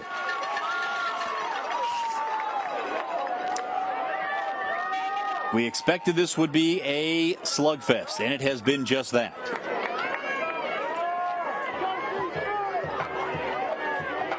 There is Toby Bullock.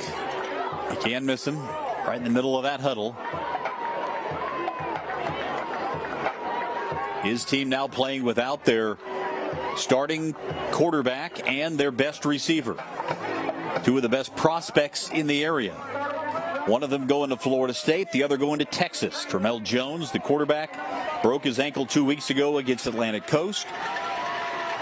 And Jamie French out with an injury sustained earlier in this game late in the second quarter.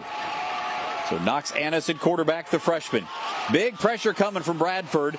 Annis able to hold on to the football, but only barely. There were 3 Tornadoes in the backfield, including Baron Walden, number 33. They brought some pressure off the edge from Jordan Cason. Second down and long. After a 5-yard loss. Annis to throw. Quickly to the far side. It is caught by Josiah Watkins, the senior with his 5th catch of the season. Veteran player, 3rd year on varsity. And gets back to the original line of scrimmage, the 20-yard line. So it's 3rd down and 10. And now it goes without saying this is 4-down territory for Mandarin. Annis to throw. And this one is almost intercepted. Oh, boy. Jaquez Cason has made many big plays for the Tornadoes. This was almost a play to seal the ball game. Might have just been tipped by his teammate in front of him as they tried to get the ball to Watkins. Oh, Kaysen just staring at those hands. Here we go. Mandarin needs 10 yards, or this one could be over. And they're bringing the punting team in. They do have 3 timeouts, but this is a surprise. The punt by Winstead. Nobody back for Bradford. They'll just let it go. And it rolls down at the 43-yard line with 3:35 to play. I have to tell you, I'm surprised at that. I realize it was 10 yards to go. But now you punt it away to a Bradford team that's got the running game going. You might never get the ball back if you're Mandarin. A roll of the dice for Toby Bullock's team.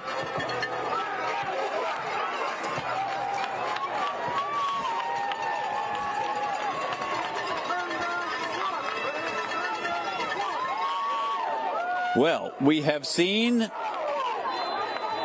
several different players taking snaps in this ballgame for Bradford, and it looks like Zach Polk is going to go back out there once again, the starting quarterback. We've seen Jeremiah McKenzie, we've seen Jaquez Kaysen, we've seen Braden Williams. And here they'll hand it off to Addison, puts a hand down and charges forward to the 49-yard line. That gets the clock moving. Inside now of 3 minutes and 20 seconds to play in the game. Bradford with 1 timeout. They're not going to think about using that one. Mandarin at some point might have to think about using their timeouts. 1 more first down might be enough for Bradford to clinch this one. Polk in the pistol formation. He will hand it off.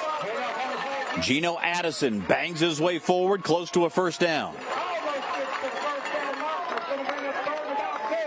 This will depend on the mark. Clock continues to run. Mandarin not using timeouts. Inside 2.5 minutes to play.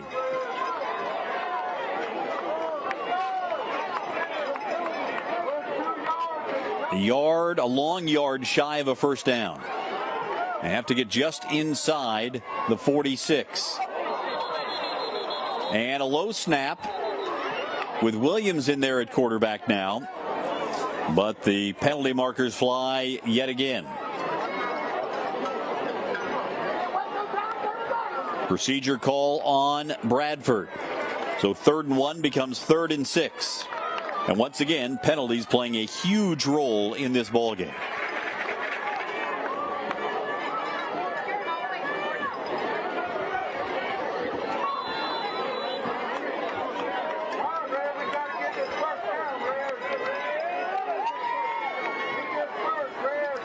Addison stays in the backfield.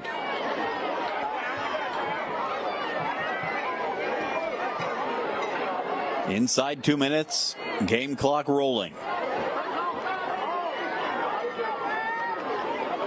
Direct snap to Williams, going to take it himself, running to the left.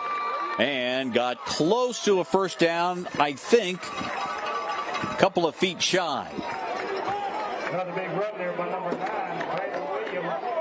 Going to bring up about 4th and 2. And now with 1:35 to play, Mandarin will call a timeout. Timeout Mustang.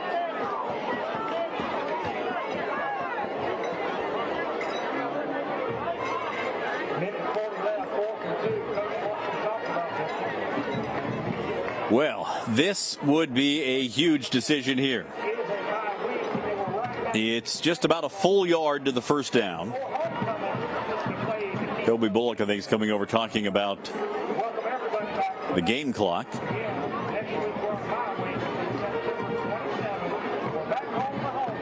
If you're Jamie Rogers, do you put the ball in the hands of your best football player, Jeremiah McKenzie, and see if he can pick up 3 feet? Or you punt it away, up by 5, and give Mandarin the long field?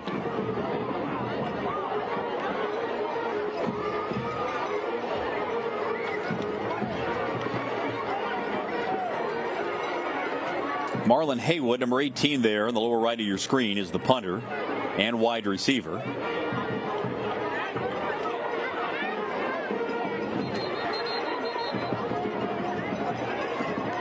And he's going into the game. Question is, at what position? Looks like they're going for it here. 4th down and a yard. They also may try to draw Mandarin offside. That has been a thorn in the side for the Mustangs. Kaysen with a hard count. That's exactly what they're trying to do. Mandarin holding their water up front for the time being. Will Kaysen take a snap? He will. Running out to the right. Hit. Has the first down. Jaquez Kaysen has the first down. And that may do it for Bradford. The young man who scored 2 touchdowns in the game picks up the biggest first down of the game. Take another look. Nobody seemed to be ready exactly on that offensive line for Bradford, except the center who snapped it back to him, and Kaysen did the rest himself. What a play, and hats off to 3 Swiss Army knife players for Bradford. Kaysen, number 4 there, Jeremiah McKenzie and Brandon Williams, who all made big plays as the Tornadoes are going to pull the upset, remain undefeated, and knock off the number 1 team in the News4JAX Super 10 poll. Mandarin played in the state finals last year. Bradford's played in the state finals last year. But you're talking about a 2A team knocking off a 6A team, both of whom have plans on getting back to the state finals this year. This is a massive win for the Bradford Tornadoes. Talking to Jamie Rogers, the head coach of Bradford, he said, we want to play the best. Mandarin is comparable to Cocoa, the team that beat Bradford in the state finals last year. They wanted this test, and they got it, and they've passed it. Victory formation now. Polk takes a knee. Mandarin can only stop the clock a couple more times.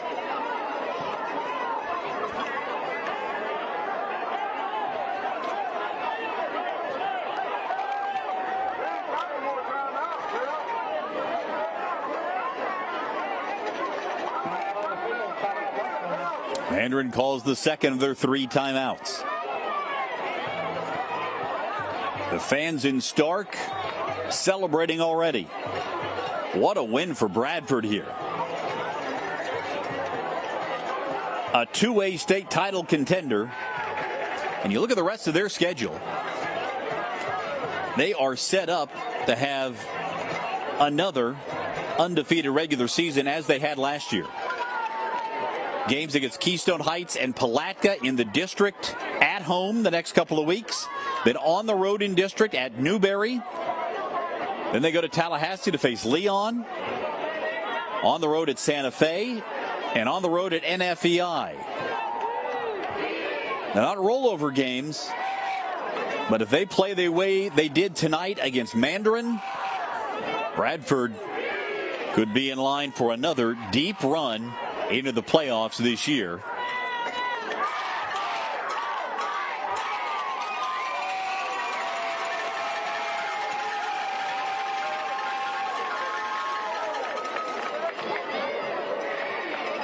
And after this win, Jamie Rogers will be 30-3 in 2+ seasons as the head coach of the Tornadoes.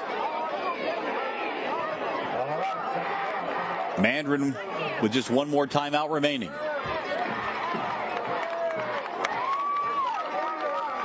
Polk will work from under center. And will back it up and take a knee. Diving down. Well, he was right in the sights of Drake Stubbs, who came roaring around the edge.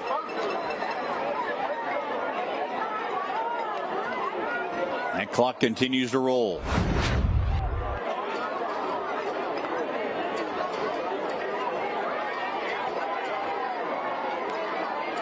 He got covered up by Gino Addison there. protect the quarterback. Huge win for Bradford here. On third down, they'll take a knee one more time.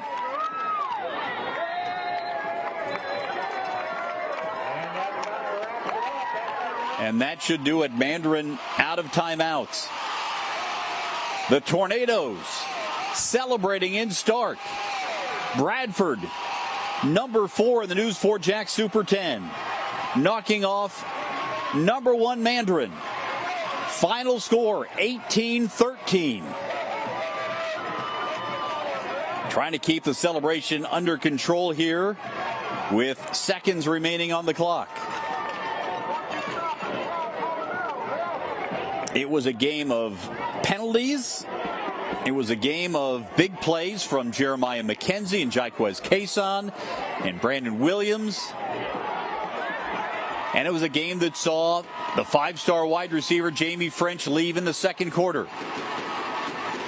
Zeros on the clock. Fireworks in the sky.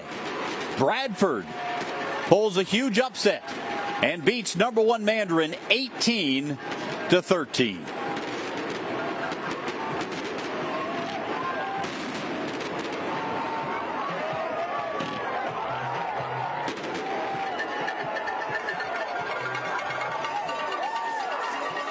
And even as the Tornadoes line up to celebrate, I'm sure the thoughts are with Grayson McClellan, the teammate who was taken from the field on a stretcher, put into an ambulance earlier in the fourth quarter.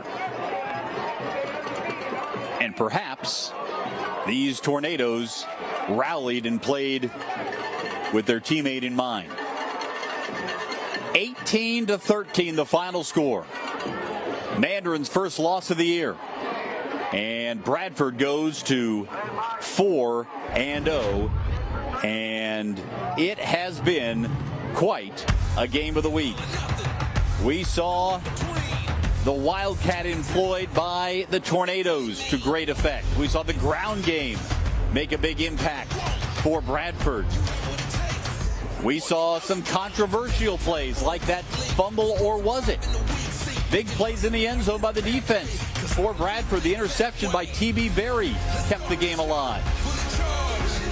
Before he went out with the injury on this play, Jamie French was starting to put his stamp on the ball game. He would not return after that moment.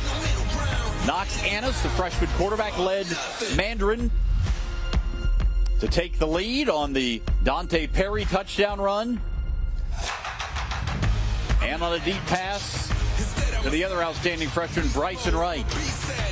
But Bradford, gutty enough, with the likes of Jaquez Cason delivering from the Wildcats. It's the Tornadoes with a victory, 18-13 the final. They'll celebrate in Bradford County as the Tornadoes stay unbeaten on the season and knock off the number 1 team in our News4JAX Super 10 rating. 2 touchdowns from Jaquez Cason and a victory for Bradford. Thanks for watching our Game of the Week here on News4JAX.com and News4JAX Plus.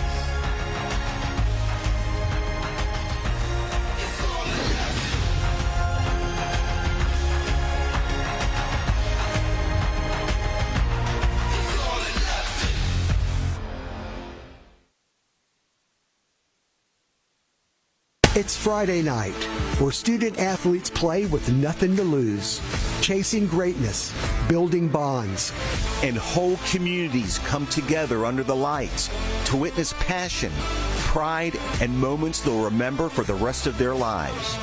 This is football, high school football. There's no tradition like it. And we're here to support it.